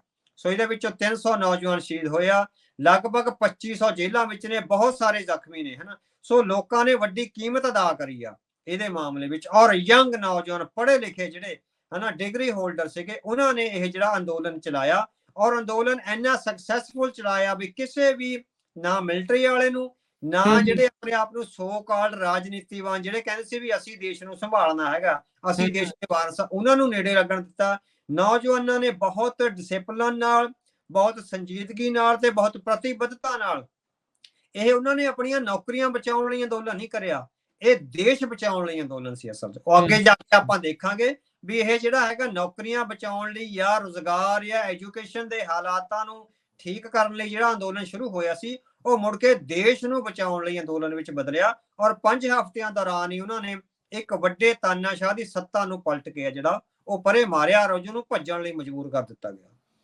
300 ਬੰਦਾ ਵੀ ਮਰਿਆ, ਇਹਨਾਂ ਨੇ ਗੋਲੀਆਂ ਵੀ ਚਲਾਈਆਂ। ਉਹੀ ਜਿਹੜੇ ਹੱਥ ਠੋਕੇ ਬਣ ਕੇ ਸਰਕਾਰ ਦੇ ਜਿਹੜੇ ਉੱਥੇ ਦੀਆਂ ਫੋਰਸਾਂ ਨੇ ਉਹ ਕੰਮ ਕੀਤਾ, ਜੋ ਆਪਾਂ ਉੱਥੋਂ ਦੇ ਗਵਾਂਢੀ ਮੁਲਕ ਇੰਡੀਆ ਦੇ ਵਿੱਚ ਵੀ ਜਿਹੜਾ ਉਹ ਦੇਖਦੇ ਆਏ ਆ, ਪੰਜਾਬ ਦੇ ਵਿੱਚ ਵੀ ਆਪਾਂ ਇਹ ਵਰਤਾਰਾ ਜਿਹੜਾ ਉਹ ਦੇਖਿਆ ਆ। ਹੁਣ ਦੱਸਿਆ ਜਾਂਦਾ ਆ ਵੀ ਜਿਹੜਾ ਅਬੂ ਸਈਦ ਨਾਂ ਦਾ ਇੱਕ ਜਿਹੜਾ ਨੌਜਵਾਨ ਆ, ਇਸ ਨੇ ਇਹ ਆਰੰਭ ਕੀਤਾ ਸੀ। ਕੌਣ ਹੈ ਇਹ ਬੰਦਾ, ਇਹਦੇ ਬਾਰੇ ਕੀ ਆਪਾਂ ਨੂੰ ਪਤਾ ਹੈ? ਹਾਂਜੀ ਹਾਂਜੀ, ਇਹ ਪੋਸਟ ਗ੍ਰੈਜੂਏਟ ਸੀ, ਢਾਕਾ ਜਿਹੜੀ ਯੂਨੀਵਰਸਿਟੀ ਤੋਂ, ਬਹੁਤ ਬ੍ਰਿਲੀਅੰਟ ਸਟੂਡੈਂਟ ਸੀ। ਸੋ ਬਹੁਤ ਅੱਛੇ ਨੰਬਰਾਂ ਨਾਲ ਗਰੀਬ ਪਰਿਵਾਰ ਚੋਂ ਸੀਗਾ ਆਇਆ, ਤੇ ਜਦੋਂ ਉਹਨੂੰ ਪਤਾ ਲੱਗਿਆ ਵੀ 30% ਕੋਟਾ ਇਹਨਾਂ ਨੇ ਰਾਖਵਾਂ ਕਰ ਲਿਆ ਹੋਇਆ, ਉਹਨੂੰ ਲੱਗਿਆ ਵੀ ਸਾਡੇ ਲਈ ਜਿਹੜੇ ਰਸਤੇ ਬੰਦ ਨੇ, ਵੀ ਜਿਹੜੀ ਪ੍ਰਾਈਮ ਯੰਗ ਏਜ ਵਿੱਚ ਅਸੀਂ ਹੈਗੇ ਆ, ਸਾਨੂੰ ਜਦੋਂ ਤੱਕ ਨੌਕਰੀਆਂ ਮਿਲਣ ਦੀ ਵਾਰੀ ਆਉਣੀ ਆ, ਸਾਡੀ ਨੌਕਰੀ ਲੈਣ ਦੀ ਉਮਰ ਆ ਜਿਹੜੀ ਲੰਘ ਜਾਣੀ ਹੈ। ਸੋ ਅਬੂ ਸਈਦ ਵਰਗੇ ਇਹਨੇ ਫਿਰ ਜਿਹੜਾ ਹੈਗਾ ਆਪਣੇ ਨੌਜਵਾਨ ਸਾਥੀਆਂ ਨੂੰ ਯੂਨੀਵਰਸਿਟੀ, ਢਾਕਾ ਯੂਨੀਵਰਸਿਟੀ ਤੇ ਨਾਲ ਦੀਆਂ ਯੂਨੀਵਰਸਿਟੀਆਂ ਵਿੱਚ ਜਾ ਕੇ ਲੋਕਾਂ ਨੂੰ ਲਾਮਬੰਦ ਕਰਿਆ ਵੀ ਇਹ ਸਾਡੇ ਰੁਜ਼ਗਾਰ, ਸਾਡੀ ਪ੍ਰੋਸਪਰਸ ਲਾਈਫ ਆ, ਸਾਡੇ ਪਰਿਵਾਰਾਂ ਦੀ ਜ਼ਿੰਦਗੀ ਆ, ਔਰ ਸਾਡੇ ਦੇਸ਼ ਦੀ ਜਿਹੜਾ ਇੱਕ ਬਹੁਤ ਹੀ ਚੰਗਾ ਯੂਥ ਆ, ਜਿਹੜਾ ਬ੍ਰਿਲੀਅੰਟ ਯੂਥ ਆ, ਉਹਨੂੰ ਨੁਕਰੇ ਲਾਉਣ ਤੇ ਆਪਣੇ ਜਿਹੜੇ ਹਮਾਇਤੀ ਆ ਉਹਨਾਂ ਨੂੰ ਨੌਕਰੀਆਂ ਦੇਣ ਦਾ ਇੱਕ ਤਰ੍ਹਾਂ ਨਾਲ ਕਾਰਜ ਕਰਿਆ ਜਾ ਰਿਹਾ। ਸੋ ਉਹਨੇ ਨੌਜਵਾਨਾਂ ਨੂੰ ਆਰਗੇਨਾਈਜ਼ ਕਰਿਆ, ਔਰ ਇਹ ਪਹਿਲਾ ਸ਼ਹੀਦ ਆ ਇਸ ਜੰਗ ਦਾ, ਹਨਾ। ਸੋ ਅਬੂ ਸਈਦ ਨੇ ਜਿਸ ਦਿਨ ਅੰਦੋਲਨ ਸ਼ੁਰੂ ਕਰਿਆ, ਉਸ ਦਿਨ ਮਿਲਟਰੀ ਆ ਜਿਹੜੀ ਢਾਕਾ ਯੂਨੀਵਰਸਿਟੀ ਦੇ ਬਾਹਰ ਬੰਦੂਕਾਂ ਲਈ ਖੜੀ ਸੀ, ਇਹਨੇ ਬਾਹਾਂ ਲਾਰ ਕੇ ਮਿਲਟਰੀ ਨੂੰ ਵੀ ਚੈਲੰਜ ਕਰਿਆ। ਸੋ ਜਿਹੜੇ ਉਹਨਾਂ ਦਾ ਜਿਹੜਾ ਵਿਦਿਆਰਥੀ ਵਿੰਗ ਹੈਗਾ ਨਾ ਸ਼ੇਖ ਹਸੀਨਾ ਦੀ ਪਾਰਟੀ ਦਾ, ਉਹ ਇਹਨਾਂ ਦੇ ਸਾਹਮਣੇ ਸੀ। ਜਿਹੜਾ ਵਿਦਿਆਰਥੀ ਵਿੰਗ ਆ ਉਹ ਗੁੰਡਿਆਂ ਵਾਂਗ ਜਿੱਦਾਂ ਉਹ ਕਰਦਾ ਸੀਗਾ ਵੀ ਇਹਨਾਂ ਸੱਚੇ ਸੁੱਚੇ ਵਿਦਿਆਰਥੀਆਂ ਨੂੰ ਕੁੱਟਮਾਰ ਕਰਨ, ਪੁਲਿਸ ਹੱਥੋਂ ਮਰਵਾਉਣ, ਗ੍ਰਿਫਤਾਰ ਕਰਾਉਣ, ਸਾਰਾ ਕੁਛ ਹੈ ਜਿਹੜਾ ਉਹ ਕਰਦਾ ਸੀਗਾ। ਸੋ ਅਬੂ ਸਈਦ ਨੇ ਜਿਹੜੀ ਬਾਹ ਉਲਾਰ ਕੇ ਅੰਦੋਲਨ ਸ਼ੁਰੂ ਕਰਿਆ, ਤਾਂ ਕੁਝ ਹੀ ਘੰਟਿਆਂ ਵਿੱਚ ਹੀ ਉਹਨੂੰ ਗੋਲੀਆਂ ਮਾਰ ਕੇ ਮਾਰ ਦਿੱਤਾ ਗਿਆ। ਯੂਨੀਵਰਸਿਟੀ ਦੇ ਬਾਹਰ ਹੀ ਜਿਹੜਾ ਗੋਲੀਆਂ ਮਾਰ ਕੇ ਮਾਰ ਦਿੱਤਾ ਗਿਆ। ਸੋ ਉਸ ਅਬੂ ਸਈਦ ਦੀ ਦੇਹ ਤੇ ਲੋਕਾਂ ਨੇ ਫਿਰ ਮ੍ਰਿਤਕ ਦੇਹ ਤੇ ਜਿਹੜੀਆਂ ਕਸਮਾਂ ਖਾਧੀਆਂ ਵੀ ਅਸੀਂ ਤੇਰੀ ਸੋਚ ਨੂੰ ਤੇ ਤੇਰੇ ਜਜ਼ਬੇ ਨੂੰ ਤੇ ਤੇਰੀ ਜਿਹੜੀ ਇੱਕ ਤਰ੍ਹਾਂ ਨਾਲ ਰੌ ਰੀਤਾਂ ਤੋਂ ਪੈਦਾ ਕਰ ਗਿਆ ਹੋਵੇ, ਉਹਦੇ ਤੇ ਅਸੀਂ ਅੱਗੇ ਵਧਾਂਗੇ, ਤੇਰੀ ਸ਼ਹਾਦਤ ਆ ਜਿਹੜੀ ਅਜਾਈ ਨਹੀਂ ਜਾਊਗੀ। ਸੋ ਅਬੂ ਸਈਦ ਦੀ ਸ਼ਹਾਦਤ ਆ ਜਿਹੜੀ ਉਹ ਅਜਾਈ ਨਹੀਂ ਗਈ। ਨੌਜਵਾਨਾਂ ਨੇ, ਆਪਾਂ ਇਹ ਕਹਿ ਦਿੰਦੇ ਹੈਗੇ ਵੀ ਨੌਜਵਾਨ ਹੈ ਨਾ ਜਦੋਂ ਜੋਸ਼ ਨਾਲ ਕੰਮ ਕਰਦੇ ਆ, ਹੋਸ਼ ਨਾਲ ਨਹੀਂ ਕਰਦੇ, ਪਰ ਬੰਗਲਾਦੇਸ਼ ਦੇ ਨੌਜਵਾਨਾਂ ਨੇ ਇਹ ਸਾਨੂੰ ਦਰਸਾ ਦਿੱਤਾ ਵੀ ਜੋਸ਼ ਦੇ ਨਾਲ ਜਿੰਨਾ ਹੋਸ਼ ਉਹਨਾਂ ਨੇ ਰੱਖਿਆ, ਜਿੰਨੀ ਡਿਸਿਪਲਿਨ ਵਿੱਚ ਉਹਨਾਂ ਨੇ ਕੰਮ ਕਰਿਆ, ਜ਼ਬਰ ਵੀ ਸਹਿਆ, 2500 ਬੰਦਾ ਜੇਲ੍ਹਾਂ ਵਿੱਚ ਵੀ ਹੈਗਾ, ਤਸ਼ੱਦਦ ਵੀ ਸਹਿਆ, ਮਾਰ ਕੁਟਾਈ ਵੀ ਸਹੀ, ਔਰ ਕਈ ਥਾਵਾਂ ਤੇ ਆਇਆ ਵੀ ਪੁਲਿਸ ਆ ਜਿਹੜੀਆਂ ਪੁਲਿਸ ਕਸਟਡੀ 'ਚ ਬੰਦੇ ਮਾਰੇ ਹੋਏ ਸੀ, ਪੁਲਿਸ ਲਾਸ਼ਾਂ ਸੁੱਟਦੀ ਫਿਰ ਰਹੀ ਸੀ ਸੜਕਾਂ ਤੇ। ਸੋ ਉਹ ਵੀਡੀਓਜ਼ ਵੀ ਸਾਹਮਣੇ ਆਈਆਂ। ਸੋ ਉਹਨਾਂ ਤੇ ਕਿੰਨਾ ਤਸ਼ੱਦਦ ਹੋਇਆ ਹੋਊਗਾ ਵੀ ਉਹ ਤਸ਼ੱਦਦ ਨਾਲ ਜਿਹੜੇ ਬੱਚੇ ਆ ਨੌਜਵਾਨ ਮਾਰੇ ਗਏ। ਪਰ ਅਬੂ ਸਈਦ ਸ਼ਹਾਦਤ ਹੋਈ ਹੈ ਜਿਹੜੀ, ਉਸ ਸ਼ਹਾਦਤ ਨੇ ਬੰਗਲਾਦੇਸ਼ ਦਾ ਇਤਿਹਾਸ ਪਲਟਿਆ। ਵੱਡੀ ਤਾਨਾਸ਼ਾਹੀ ਜਿਹੜੀ 1975 ਤੋਂ ਹੀ ਸ਼ੁਰੂ ਹੋਈ ਆ, ਉਹਦਾ ਅੰਤ ਹੋਇਆ ਤੇ ਨਵੀਂ ਕਿਸਮ ਦੀਆਂ ਸਰਕਾਰਾਂ ਦਾ ਜਿਹੜਾ ਉਹ ਆਗਾਜ਼ ਹੋਣ ਜਾ ਰਿਹਾ ਬੰਗਲਾਦੇਸ਼ ਵਿੱਚ। ਅਵਤਾਰ ਸਿੰਘ ਜੀ, ਜਿੱਦਾਂ ਤੁਸੀਂ ਇਹ ਜਿਹੜਾ ਜ਼ਿਕਰ ਕਰ ਰਹੇ ਆ ਸੱਤਾਧਾਰੀਆਂ ਦੀਆਂ ਹੱਥ ਟੋਕੇ ਬਣ ਕੇ ਚੱਲਣ ਵਾਲੀ, ਜਿੱਦਾਂ ਆਪਾਂ ਪੁਲਿਸ ਦੀ ਫੋਰਸਾਂ ਦੀ ਗੱਲ ਕੀਤੀ ਆ, ਉਹਨਾਂ ਦੇ ਵਿਦਿਆਰਥੀ ਵਿੰਗ ਆ, ਸੇਮ ਥਿੰਗ ਆਪਾਂ ਭਾਰਤ ਵਿੱਚ ਵੀ ਇਹ ਚੀਜ਼ ਜਿਹੜੀ ਉਹ ਦੇਖਦੇ ਆ। ਇਹ ਕੀ ਜਿਹੜੀ ਸ਼ੇਖ ਹਸੀਨਾ ਆ, ਉਹ ਇੱਧਰ ਇਸ਼ਾਰਿਆਂ ਤੋਂ ਚੱਲਦੀ ਸੀ ਜਾਂ ਇੱਧਰੋਂ ਸਿੱਖ ਰਹੀ ਸੀ? ਹਾਂਜੀ ਹਾਂਜੀ ਹਾਂਜੀ, ਬਿਲਕੁਲ ਸਿਰ ਜੇ ਆਪਾਂ ਇਹਨੂੰ ਕਹੀਏ ਵੀ ਇਹ ਇੱਕ ਛੋਟਾ ਭਾਰਤ ਸੀ ਜਿਹੜਾ ਬੰਗਲਾਦੇਸ਼ ਆ। ਅੱਛਾ। ਤੋ ਇਹ ਬਿਲਕੁਲ ਇਹ ਭਾਰਤ ਸਰਕਾਰ ਦੇ ਇਸ਼ਾਰਿਆਂ ਤੇ ਕੰਮ ਕਰ ਰਿਹਾ ਸੀਗਾ। 1971 ਵਿੱਚ ਇਹਨੂੰ ਭਾਰਤ ਨੇ ਆਜ਼ਾਦੀ ਲੈ ਕੇ ਦਿੱਤੀ ਆ। ਸੋ ਇੱਕ ਮੁਕਤੀ ਬਾਣੀ ਫੋਰਸ ਬਣਾਈ ਗਈ ਸੀ। ਸੋ ਸਾਡੇ ਮੇਰੇ ਤਾਇਆ ਜੀ ਉਹਨੇ ਹੋਰ ਰਿਸ਼ਤੇਦਾਰ ਸਾਡੇ ਫੌਜ ਵਿੱਚ ਸੀ, ਉਹ ਸਾਨੂੰ ਦੱਸਦੇ ਹੁੰਦੇ ਸੀ ਵੀ ਮੁਕਤੀ ਬਾਣੀ ਆ ਜਿਹੜੀ, ਇਹ ਇੰਡੀਆ ਦੀ ਫੌਜ ਹੀ ਸੀ। ਉਹਨਾਂ ਨੇ ਧੋਤੀਆਂ ਤੇ ਕੁੜਤੇ ਪਾਏ ਹੋਏ ਸੀ, ਹੈਨਾ। ਸੋ ਹਾਂ, ਵੀ ਉਹ ਧੋਤੀ ਕੁੜਤੇ ਪਾ ਕੇ ਇੰਡੀਅਨ ਮਿਲਟਰੀ ਦੇ ਜਿਹੜੇ ਆਫੀਸਰ ਆ ਉਹੀ ਵਰਕ ਕਰ ਰਹੇ ਸੀ। ਸੋ ਇੰਡੀਆ ਨਹੀਂ ਇਹ ਸਾਰਾ ਕਾਰਜ ਕਰਕੇ ਜਿਹੜਾ ਦਿੱਤਾ ਸੀ। 1971 ਵਿੱਚ ਸ਼ੇਖ ਮੁਜੀਬੁਰ ਰਹਿਮਾਨ ਆ ਜਿਹੜੇ ਉਹ ਪਹਿਲੇ ਮੁਖੀ ਬਣਦੇ ਆ। 1975 ਵਿੱਚ ਇੰਦਰਾ ਗਾਂਧੀ ਆ ਜਿਹੜੀ ਉਹ ਭਾਰਤ ਵਿੱਚ ਐਮਰਜੈਂਸੀ ਲਾਉਂਦੀ ਆ। ਉਸੇ ਤਰਜ਼ ਤੇ ਸ਼ੇਖ ਮੁਜੀਬੁਰ ਰਹਿਮਾਨ ਆ ਜਿਹੜੇ ਉਹ ਜਿਹੜਾ ਵਿਰੋਧੀ ਪਾਰਟੀਆਂ ਜਿਹੜੀਆਂ ਡੈਮੋਕ੍ਰੈਟਿਕ ਕੰਟਰੀ ਵਿੱਚ ਹੋਣੀਆਂ ਚਾਹੀਦੀਆਂ ਉਹਦਾ ਗਲਾ ਘੁੱਟਣਾ ਸ਼ੁਰੂ ਕਰ ਦਿੰਦੇ ਆ, ਮੀਡੀਆ ਨੂੰ ਕਾਬੂ ਕਰਨਾ ਸ਼ੁਰੂ ਕਰ ਦਿੰਦੇ ਆ। ਜਿਹੜੀਆਂ ਆਵਾਜ਼ਾਂ ਉਸ ਸਰਕਾਰ ਦੇ ਖਿਲਾਫ ਉੱਠਦੀਆਂ ਉਹਨਾਂ ਤੇ ਕ੍ਰੈਕਡਾਊਨ ਸ਼ੁਰੂ ਹੋ ਜਾਂਦਾ। ਉਦੋਂ ਤੋਂ ਹੀ ਗ੍ਰਿਫਤਾਰੀਆਂ ਤੇ ਕਤਲੋਗਾਰਤ ਜਿਹੜੀ ਸ਼ੁਰੂ ਹੋ ਜਾਂਦੀ ਹੈ। ਸੋ ਜੋ ਕੁਝ ਭਾਰਤ ਵਿੱਚ ਵਾਪਰਦਾ ਰਿਹਾ ਉਹ ਕੁਝ ਹੀ ਬੰਗਲਾਦੇਸ਼ ਵਿੱਚ ਵਾਪਰਦਾ ਰਿਹਾ। ਜੋ ਇਹ ਸਾਰਾ ਕੁਝ ਭਾਰਤ ਦੀਆਂ ਹਦਾਇਤਾਂ ਔਰ ਸਲਾਹਾਂ ਤੇ ਹੁੰਦਾ ਰਿਹਾ। ਇੱਕ ਤਰ੍ਹਾਂ ਨਾਲ ਭਾਰਤ ਦੀ ਪ੍ਰੋਕਸੀ ਸੀ ਇਹ ਜਿਹੜਾ ਬੰਗਲਾਦੇਸ਼ ਆ, ਉਹਨੂੰ ਭਾਰਤ ਵੱਲੋਂ ਹੀ ਸਲਾਹ ਦਿੱਤੀ ਜਾਂਦੀ ਸੀ ਤੇ ਭਾਰਤ ਵੱਲੋਂ ਹੀ ਚਲਾਇਆ ਜਾਂਦਾ ਸੀ। ਸੋ ਇਸ ਚੋਣਾਂ ਤੋਂ ਪਹਿਲਾਂ ਜਿਹੜੀਆਂ ਪਿਛਲੀਆਂ ਚੋਣਾਂ ਹੋਈਆਂ ਉਹਦੇ ਵਿੱਚ ਭਾਰਤ ਸਰਕਾਰ ਨੇ ਅਮਰੀਕਾ ਨੂੰ ਅਪਰੋਚ ਕਰਿਆ ਸੀਗਾ ਵੀ ਸ਼ੇਖ ਹਸੀਨਾ ਨੂੰ ਹੀ ਪ੍ਰਧਾਨ ਮੰਤਰੀ ਬਣਾਇਆ ਜਾਵੇ, ਕਿਉਂਕਿ CIA ਵੀ ਬਹੁਤ ਵੱਡੀ ਪੱਧਰ ਤੇ ਇਨਵੋਲਵ ਸੀਗਾ ਬੰਗਲਾਦੇਸ਼। ਸੋ ਉਦੋਂ ਭਾਰਤ ਦੇ ਬਹੁਤ ਚੰਗੇ ਰਿਲੇਸ਼ਨ ਸੀ ਅਮਰੀਕਾ ਨਾਲ। ਅਮਰੀਕਾ ਨੇ ਭਾਰਤ ਦੀ ਗੱਲ ਮੰਨ ਕੇ ਸੋ ਸ਼ੇਖ ਹਸੀਨਾ ਨੂੰ ਪਿਛਲੀਆਂ ਚੋਣਾਂ ਵਿੱਚ ਆ ਜਿਹੜਾ ਉਹ ਜਿੱਤ ਦਿਵਾਈ ਸੀ ਵੀ ਤਾਂ ਕਿ ਭਾਰਤ ਨੂੰ ਖੁਸ਼ ਰੱਖਿਆ ਜਾ ਸਕੇ। ਵਰਨਾ ਜਿਹੜਾ ਅਮਰੀਕਨ ਇੰਟੈਲੀਜੈਂਸ ਹੈਗੀ ਆ ਬਹੁਤ ਲੰਮੇ ਸਮੇਂ ਤੋਂ 10-12 ਸਾਲਾਂ ਤੋਂ, ਆਪਾਂ ਇੱਕ ਪ੍ਰੋਗਰਾਮ ਵਿੱਚ ਕਿਹਾ ਸੀ ਨਾ ਵੀ CIA ਦੇ ਮੁਖੀ ਨੇ ਕਿਹਾ ਵੀ ਅਸੀਂ ਰਸ਼ੀਆ ਵਿੱਚ ਬਹੁਤ ਵੱਡੀ ਇਨਵੈਸਟਮੈਂਟ ਕਰ ਰਹੇ ਹੈਗੇ ਆ, ਹਨਾ, ਰੀਸਟਰਕਚਰਿੰਗ ਕਰਨੀ ਸਾਊਥ ਰੀਸਟਰਕਚਰਿੰਗ ਲਈ ਵੀ ਉਹਦੇ ਵਿੱਚ ਅਸੀਂ ਲਗਾਤਾਰ ਲੋਕਾਂ ਨਾਲ ਸੰਪਰਕ ਵਿੱਚ ਆ ਵੀ ਉਹ ਕੋਈ ਇਹੋ ਜਿਹਾ ਮੌਕਾ ਆਉਣਾ ਵੀ ਵੱਡੇ ਪੱਧਰ ਤੇ ਪ੍ਰਦਰਸ਼ਨ ਹੋਣੇ ਆ ਜਿਹਨੇ ਵਲਾਦੀਮੀਰ ਪੁਤਿਨ ਦਾ ਤਖਤਾ ਪਲਟ ਦੇਣਾ, ਹਨਾ। ਸੋ ਉਹਦੀ ਜਿਹੜੀ ਮਿੰਨੀ ਫਿਲਮ ਆ ਜਿਹੜਾ ਟ੍ਰੇਲਰ ਆ ਉਹ ਬੰਗਲਾਦੇਸ਼ ਵਿੱਚ CIA ਨੇ ਕਰਿਆ ਹੈਗਾ, ਹਨਾ। ਉਹ ਜਿਹੜਾ ਟ੍ਰੇਲਰ ਆ ਦਿਖਾਇਆ ਹੈਗਾ ਵੀ ਇਸ ਤਰ੍ਹਾਂ ਰਸ਼ੀਆ ਹੁਣ ਉਹ ਈਰਾਨ ਔਰ ਰਸ਼ੀਆ ਵਿੱਚ ਆ ਜਿਹੜਾ ਇਹ ਟਰਾਈ ਕਰਨੀ ਹੈਗੀ ਆ। ਸੋ ਬੰਗਲਾਦੇਸ਼ ਵਿੱਚ ਜਿਹੜਾ ਹੈਗਾ ਵੀ ਭਾਰਤ ਦੀਆਂ ਹਦਾਇਤਾਂ ਤੇ ਚੱਲਦਾ ਸੀ। ਜਿਹੜੀਆਂ ਸਰਕਾਰਾਂ ਬਣਾਉਣੀਆਂ ਤਾਂ CIA ਨਹੀਂ ਹੁੰਦੀਆਂ ਇਹਨਾਂ ਮੁਲਕਾਂ ਵਿੱਚ ਨਾ।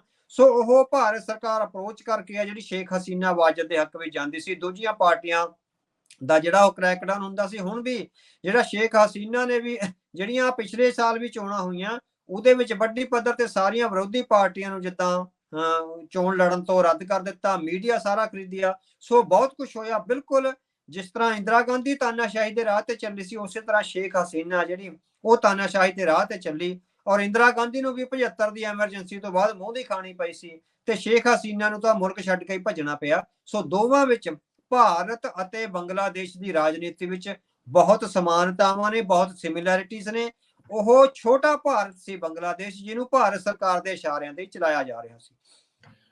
ਸ਼ੇਖ ਹਸੀਨਾ ਦੇ 15 ਸਾਲ ਜਿਹੜਾ ਇਹਦਾ ਰਿਹਾ ਆ, ਰਾਜ ਰਿਹਾ ਜਾਂ ਇਹਦਾ ਕਾਰਜਕਾਲ ਰਿਹਾ ਆ, ਇਹਨੇ ਜ਼ਬਰ ਬਹੁਤ ਕੀਤਾ। ਇਸ ਪੂਰੇ ਜ਼ਬਰ ਦੇ ਬਾਰੇ ਤੁਸੀਂ ਕੀ ਕਹਿਣਾ ਚਾਹੁੰਦੇ ਹੋ? ਹਾਂਜੀ ਹਾਂਜੀ, ਸੋ ਜਿਸ ਤਰ੍ਹਾਂ ਭਾਰਤ ਵਿੱਚ ਚੱਲਦਾ ਨਾ ਵੀ ਜਿਹੜਾ ਪੂਰਾ ਮੀਡੀਆ ਹੈ ਉਹ 7-8 ਵੱਡੇ ਵਪਾਰੀਆਂ ਕੋਲ ਆ ਜਿਹੜੇ ਸ਼ੇਖ ਹਸੀਨਾ ਦੇ ਲੈਫਟ ਐਂਡ ਰਾਈਟ ਹੈਂਡ ਮੈਨ ਆ। ਸੋ ਮੀਡੀਆ ਰਾਹੀਂ ਉਹਨੇ ਜਿਸ ਤਰ੍ਹਾਂ ਜਿਹੜੇ ਸਰਕਾਰ ਦਾ ਵਿਰੋਧ ਕਰਦੇ ਸੀ ਉਹਨੂੰ ਇੱਕ ਸ਼ਬਦ ਆਉਂਦਾ ਉਹਨਾਂ ਦਾ ਬੰਗਲਾਦੇਸ਼ੀ ਵਿੱਚ ਰਾਜ਼ਕਾਰ, ਇੱਕ ਸ਼ਬਦ ਹੈ। ਰਾਜ਼ਕਾਰ ਦਾ ਮਤਲਬ ਵੀ ਜਿਹੜੇ ਪਾਕਿਸਤਾਨ ਦੇ ਹਮਾਇਤੀ ਆ, ਦੇਸ਼ ਧਰੋਹੀ ਆ, ਦੇਸ਼ ਨੂੰ ਤੋੜਨਾ। ਤਾਂ ਜਿੱਦਾਂ ਭਾਰਤ ਵਿੱਚ ਤੁਸੀਂ ਦੇਖੋ ਸਿਮਿਲਰ ਪੈਟਰਨ ਆ।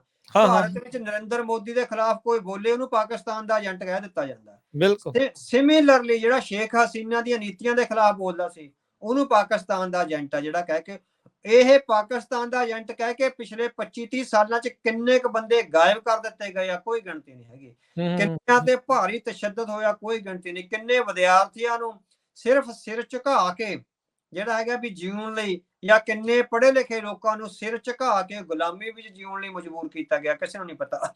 ਸਾਰਾ ਇਲੈਕਸ਼ਨ ਕਮਿਸ਼ਨ ਸ਼ੇਖ ਹਸੀਨਾ ਦੀ ਮੁੱਠੀ ਵਿੱਚ ਆ, ਜਿਸ ਤਰ੍ਹਾਂ ਇੰਡੀਆ ਵਿੱਚ ਨਰਿੰਦਰ ਮੋਦੀ ਦੀ ਮੁੱਠੀ 'ਚ ਆ। ਸੋ ਪਿਛਲੀਆਂ 3-4 ਇਲੈਕਸ਼ਨਾਂ ਨੇ ਜਿਹੜੀਆਂ ਬਹੁਤ ਵੱਡੀ ਪੱਧਰ ਤੇ ਧਾਂਦਲੀ ਹੋਈ ਆ।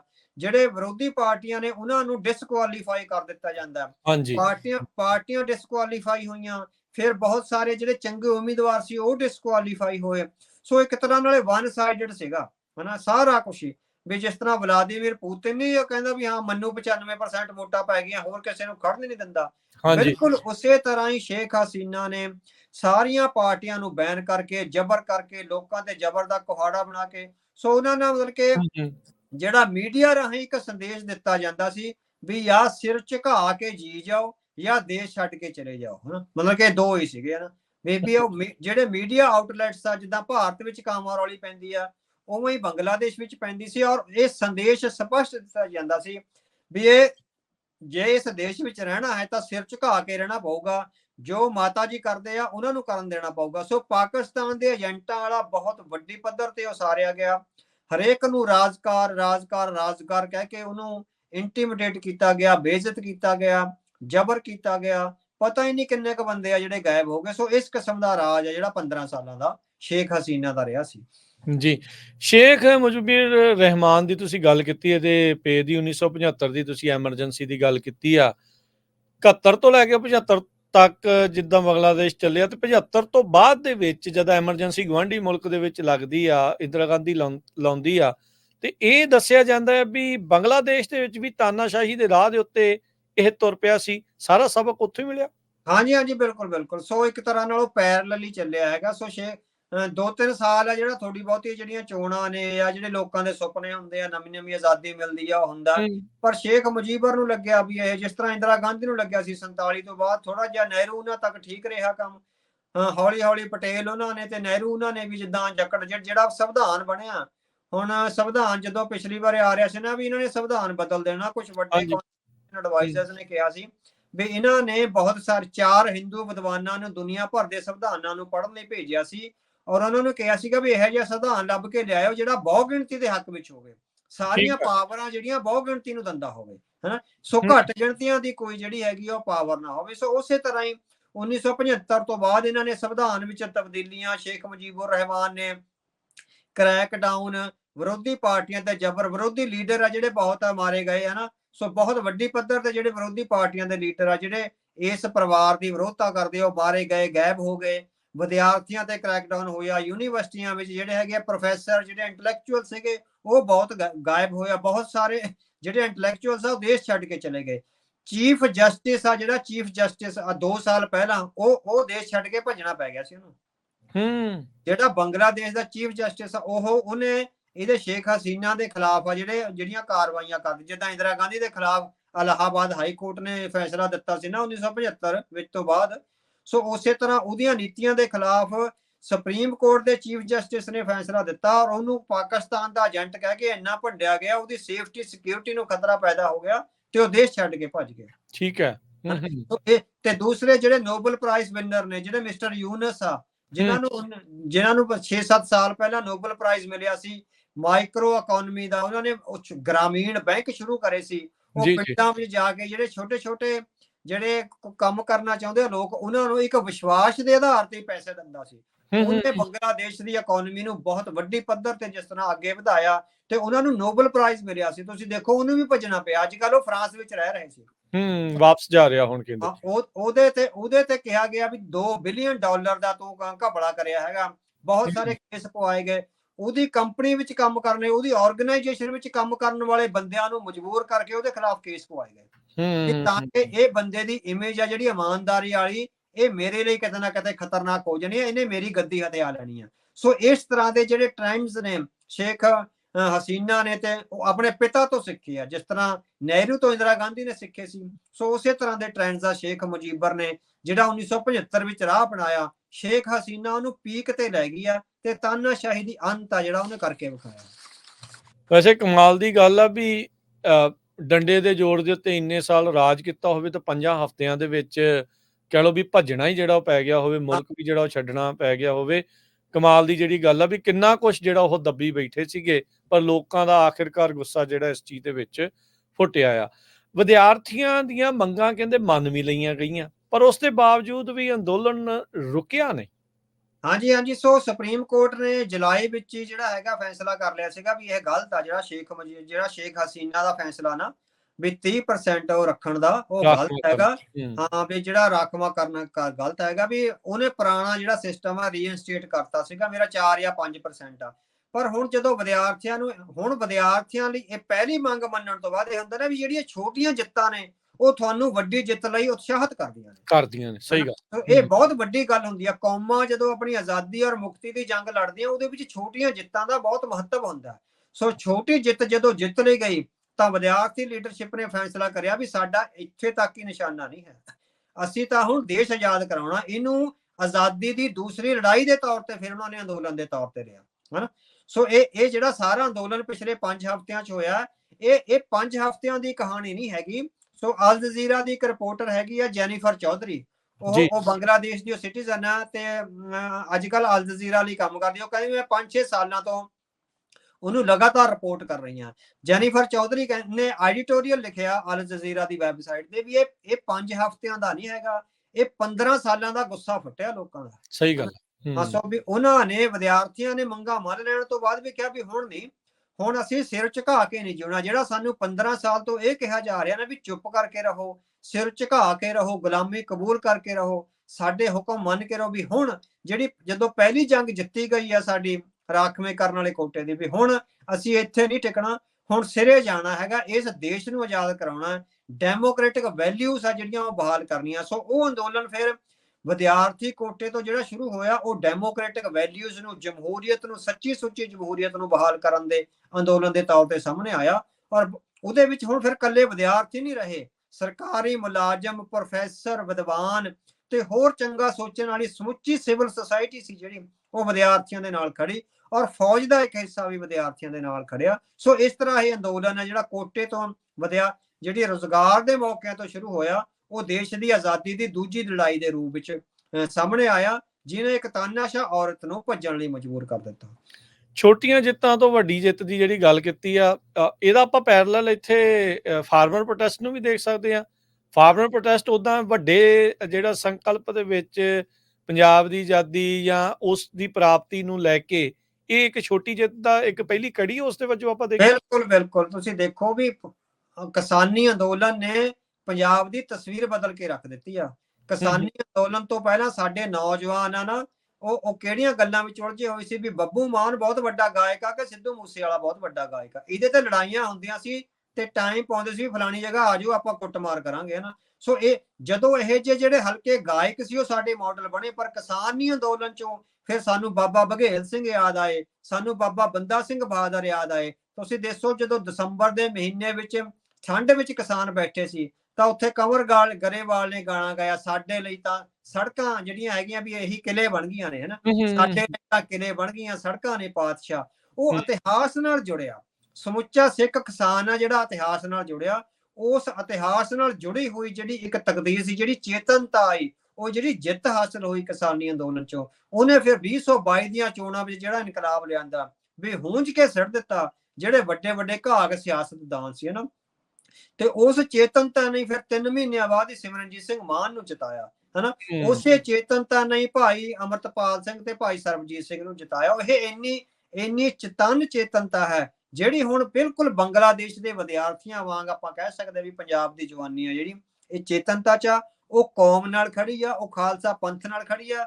ਉਹਨੂੰ ਹੁਣ ਨਜ਼ਰ ਆ ਰਿਹਾ ਹੈਗਾ ਵੀ ਸਾਡੇ ਅਸੀਂ ਕਿਹਨਾਂ ਦੇ ਵਾਰਸ, ਅਸੀਂ ਬਾਬਾ ਬਘੇਲ ਸਿੰਘ ਦੇ ਵਾਰਸ ਹਾਂ, ਅਸੀਂ ਭਾਈ ਹਰੀ ਸਿੰਘ ਨਲੂਆ ਦੇ ਵਾਰਸ ਹਾਂ, ਅਸੀਂ ਬਾਬਾ ਬੋਤਾ ਸਿੰਘ ਤੇ ਗਰਜਾ ਸਿੰਘ ਦੇ ਵਾਰਸ ਹਾਂ। ਜਦੋਂ ਇਹ ਚੇਤਨਤਾ ਵਿੱਚ ਦੀਪ ਸਿੱਧੂ ਦਾ ਬਹੁਤ ਵੱਡਾ ਰੋਲ ਹੈਗਾ। ਸੋ ਦੀਪ ਸਿੱਧੂ ਨੇ ਇਸ ਚੇਤਨਤਾ ਨੂੰ ਫੈਲਾਉਣ ਵਿੱਚ ਬਹੁਤ ਵੱਡਾ ਰੋਲ ਹੈ। ਸਾਡੇ ਇੱਥੇ ਅਸੀਂ ਜਦੋਂ ਨਿਕਲਦੇ ਹੈਗੇ ਤਾਂ ਗੱਡੀਆਂ ਤੇ ਆਮ ਹੀ ਲਿਖਿਆ ਹੋਇਆ ਵੀ ਦੀਪ ਸਿੱਧੂ ਦਾ ਇੱਕ ਸ਼ਬਦ ਸੀਗਾ ਵੀ ਭੱਜਣ ਵਾਲੇ ਨੂੰ ਧਰਤੀ ਚਾਹੀਦੀ ਆ ਤੇ ਉੱਡਣ ਵਾਲੇ ਨੂੰ ਅਸਮਾਨ, ਸਾਨੂੰ ਇਹ ਦੋਵੇਂ ਚਾਹੀਦੇ ਹੈਗੇ ਨਾ। ਹਰ ਬੰਦਾ ਇਹ ਗੱਡੀ ਤੇ ਲਿਖਾਈ ਫਿਰਦਾ। ਸੋ ਇਹ ਚੇਤਨਤਾ ਤੇ ਦੂਸਰਾ ਹੈਗਾ ਵੀ ਨਸਲਾਂ ਦੀ ਲੜਾਈ ਆ, ਇਹ ਫਸਲਾਂ ਦੀ ਲੜਾਈ ਨਹੀਂ। ਹੂੰ ਸੋ ਇਹ ਨਸਲਾਂ ਦੀ ਲੜਾਈ ਦਾ ਕਨਸੈਪਟ ਜਿਹੜਾ ਦੀਪ ਸਿੱਧੂ ਦੇ ਗਿਆ ਜਾਂਦਾ ਉਹ ਪੰਜਾਬ ਦੀ ਜਵਾਨੀ ਵਿੱਚ ਬਹੁਤ ਵੱਡੀ ਚੇਤਨਤਾ ਪੈਦਾ ਕਰਕੇ ਗਿਆ। ਔਰ ਅਸੀਂ ਉਮੀਦ ਕਰਦੇ ਹਾਂ ਵੀ ਅਗਲੇ 5-10 ਸਾਲਾਂ ਵਿੱਚ ਪੰਜਾਬ ਦੀ ਜਵਾਨੀ ਬਹੁਤ ਵੱਡੇ ਜਿਹੜੇ ਰਾਜਨੀਤਿਕ ਮਾਰ ਕੇ ਮਾਰੇਗੀ ਤੇ ਆਪ ਆਪਣੀ ਵਾਗਡੋਰ ਸੰਭਾਲੇਗੀ, ਜਿਸ ਤਰ੍ਹਾਂ ਬੰਗਲਾਦੇਸ਼ ਦੇ ਵਿਦਿਆਰਥੀਆਂ ਨੇ ਸੰਭਾਲੀ ਹੈ। ਜੀ, ਮੁੜ ਬੰਗਲਾਦੇਸ਼ ਦਾ ਰੁਖ ਕਰਦੇ ਹਾਂ। ਬੰਗਲਾਦੇਸ਼ ਦੀ ਜਿਹੜੀ ਆਰਥਿਕ ਸਥਿਤੀ ਆ ਉਹ ਇੰਨੀ ਮਾੜੀ ਨਹੀਂ ਸੀ, ਠੀਕ ਸੀਗੀ, ਵਧੀਆ ਸੀਗੀ। ਉਹਨਾਂ ਦਾ ਐਕਸਪੋਰਟ ਇੰਪੋਰਟ ਵੀ ਸੀ, ਹੋਰ ਉਹਨਾਂ ਦੀਆਂ ਇੰਡਸਟਰੀਆਂ ਠੀਕ ਚੱਲ ਰਹੀਆਂ ਸੀ, ਪਰ ਲੋਕ ਅਸੰਤੁਸ਼ਟ ਕਿਉਂ ਸੀਗੇ?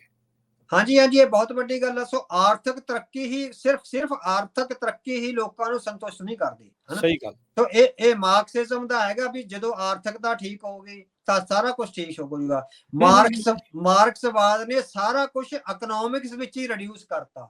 ਬੰਦੇ ਨੂੰ ਇੱਕ ਮਸ਼ੀਨ ਤੇ ਪੁਰਜੇ ਬਣਾਤਾ ਵੀ ਉਹਦੀਆਂ ਆਰਥਿਕ ਲੋੜਾਂ ਹੀ ਨੇ, ਉਹਦੀਆਂ ਸੱਭਿਆਚਾਰਕ, ਉਹਦੀਆਂ ਧਾਰਮਿਕ, ਉਹਦੀਆਂ ਸੰਵੇਦਨਾਵਾਂ, ਉਹਦੇ ਕਲਚਰਲ ਆਸਪੈਕਟ, ਉਹਦੀਆਂ ਜਿਹੜੀਆਂ ਹੋਰ ਡੀਪ ਇਨਸਾਈਟ ਜਿਹੜੀਆਂ ਬੰਦੇ ਨੂੰ ਬੰਦਾ ਬਣਾਉਂਦੀਆਂ ਨੇ, ਉਹਨਾਂ ਬਾਰੇ ਮਾਰਕਸਵਾਦ ਬਿਲਕੁਲ ਚੁੱਪ ਕਰ ਗਿਆ। ਸੋ ਕੱਲੀ ਆਰਥਿਕਤਾ ਦਾ ਵੱਡਾ ਹੋਣਾ ਹੀ, ਆਰਥਿਕਤਾ ਦਾ ਮਜ਼ਬੂਤ ਹੋਣਾ ਹੀ ਤੁਹਾਡੀ ਤਰੱਕੀ ਜਾਂ ਤੁਹਾਡੀ ਜਿਹੜੀ ਅੰਦਰ ਹੋਲਿਸਟਿਕ ਡਿਵੈਲਪਮੈਂਟ, ਤੁਹਾਡੀ ਭਰਪੂਰਤਾ, ਜਿਹੜਾ ਅੰਦਰੋਂ ਫੁੱਲ ਖਿੜਦਾ ਤੁਹਾਡੇ ਅੰਦਰ ਇੱਕ ਭਰਪੂਰ ਮਨੁੱਖ ਹੋਣ ਦਾ, ਉਹ ਨਹੀਂ ਖਿਡਾਉਂਦੀ। ਉਹ ਖਿਡਾਉਂਦੀਆਂ ਤੁਹਾਡੀਆਂ ਕਲਚਰਲ ਵੈਲਿਊਜ਼, ਤੁਹਾਡੀਆਂ ਐਥੀਕਲ ਵੈਲਿਊਜ਼, ਤੁਹਾਡੀਆਂ ਡੈਮੋਕ੍ਰੈਟਿਕ ਵੈਲਿਊਜ਼। ਕਿੰਨੀ ਚੰਗੀ ਜਮਹੂਰੀਅਤ ਆ, ਮੀਡੀਆ ਕਿੰਨਾ ਕ੍ਰੀਏਟਿਵ ਆ, ਯੂਨੀਵਰਸਿਟੀਆਂ ਵਿੱਚ ਕਿੰਨਾ ਕ੍ਰੀਏਟਿਵ ਰਿਸਰਚਸ ਹੋ ਰਹੀਆਂ ਨੇ, ਇੱਕ ਹੋਲਿਸਟਿਕ ਲਾਈਫ ਕਿਸ ਤਰ੍ਹਾਂ ਫਲੋ ਹੋ ਰਹੀ ਹੈ। ਸੋ ਜਦੋਂ ਤੁਹਾਨੂੰ ਸਿਰਫ ਆਰਥਿਕ ਤਰੱਕੀ ਦੇ ਨਾਂ ਤੇ ਸਿਰ ਝੁਕਾ ਕੇ ਤਾਨਾਸ਼ਾਹੀ ਦੀ ਆਪਾਂ ਕਹਿ ਸਕਦੇ ਵੀ ਜ਼ਬਰ ਹੇਠ ਜਿਉਣ ਲਈ ਮਜਬੂਰ ਕੀਤਾ ਜਾਂਦਾ, ਤਾਂ ਉਹ ਜਿਹੜੀ ਆਰਥਿਕ ਤਰੱਕੀ ਆ ਕੋਈ ਅਰਥ ਨਹੀਂ ਰੱਖਦੀ।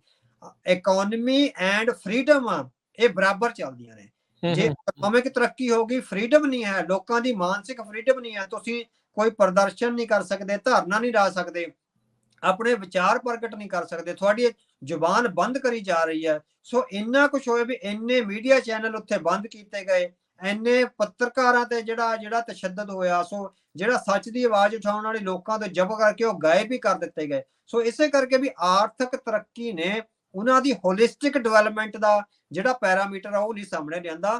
ਹੋਲਿਸਟਿਕ ਪੈਰਾਮੀਟਰ ਹੁੰਦਾ ਵੀ ਜਿਹੜਾ ਸਮੁੱਚਾ ਜਿਹੜਾ ਹਿਊਮਨ ਰਿਸੋਰਸਿਸ ਇੰਡੈਕਸ ਆ, ਜਿਹਦੀ ਹਰ ਸਾਲ ਅਮਰੀਕਨ ਸਟੇਟ ਡਿਪਾਰਟਮੈਂਟ ਵੱਲੋਂ ਰਿਪੋਰਟ ਆਉਂਦੀ ਹੈ ਵੀ ਕਿਹੜੇ ਮੁਲਕਾਂ ਵਿੱਚ ਹਿਊਮਨ ਰਿਸੋਰਸਿਸ ਇੰਡੈਕਸ ਕਿੱਥੇ ਹੈਗਾ, ਉਹਦੇ ਹਿਸਾਬ ਨਾਲ ਉਹ ਗਿਣਿਆ ਜਾਂਦਾ। ਸੋ ਹੋਲਿਸਟਿਕ ਡਿਵੈਲਪਮੈਂਟ ਹਿਊਮਨ ਰਿਸੋਰਸਿਸ ਦੇ ਹੋਲਿਸਟਿਕਲੀ ਡਿਵੈਲਪ ਹੋਣ ਨਾਲ ਸਾਹਮਣੇ ਆਉਂਦੀ ਆ। ਸੋ ਆਰਥਿਕਤਾ ਦੀ ਤਰੱਕੀ ਨੇ ਉਹਨਾਂ ਵਿੱਚ ਇੱਕ ਖਲਾਅ ਪੈਦਾ ਕਰ ਦਿੱਤਾ ਸੀ। ਉਹਨਾਂ ਨੂੰ ਲੱਗ ਰਿਹਾ ਸੀਗਾ ਵੀ ਹਲੇ ਵੀ ਅਸੀਂ ਖਾਲੀ ਆ, ਅਸੀਂ ਬੁਝੇ ਹੋਏ ਆ, ਸਾਡਾ ਬਹੁਤ ਕੁਝ ਗਵਾਚਿਆ ਹੋਇਆ ਜਿਹੜਾ ਬਾਕੀ ਦੁਨੀਆ ਕੋਲ ਹੈਗਾ। ਸੋ ਇਸ ਕਰਕੇ ਹੀ ਉਹ ਜਿਹੜੇ ਅੰਦੋਲਨ ਦੇ ਰਾਹ ਪਏ, ਔਰ ਉਹਨਾਂ ਦੀਆਂ ਮੰਗਾਂ ਮੰਨੇ ਜਾਣ ਤੋਂ ਬਾਅਦ ਵੀ ਜਿਹੜਾ ਅੰਦੋਲਨ ਜਾਰੀ ਰੱਖਿਆ, ਉਸ ਖਾਲੀਪਣ ਨੂੰ, ਉਸ ਵੈਕਿਊਮ ਨੂੰ ਤੇ ਖਲਾਅ ਨੂੰ ਭਰਨ ਦਾ ਅੰਦੋਲਨ ਸੀ, ਜਿਹੜਾ ਕਿ ਜਿਹਦੇ ਵਿੱਚ ਉਹ ਕਾਮਯਾਬ ਹੋ ਗਏ ਨੇ। ਜੀ, ਇਧਰ ਨਾਲ ਹੀ ਦੇਖੋ ਇਸ ਅੰਦੋਲਨ ਦਾ ਕਈਆਂ ਦੇ ਲਈ ਕਈ ਤਰੀਕੇ ਦੇ ਜਿਹੜੇ ਅਰਥ ਹੋਣਗੇ, ਕਈ ਸੰਦੇਸ਼ ਹੋਣਗੇ।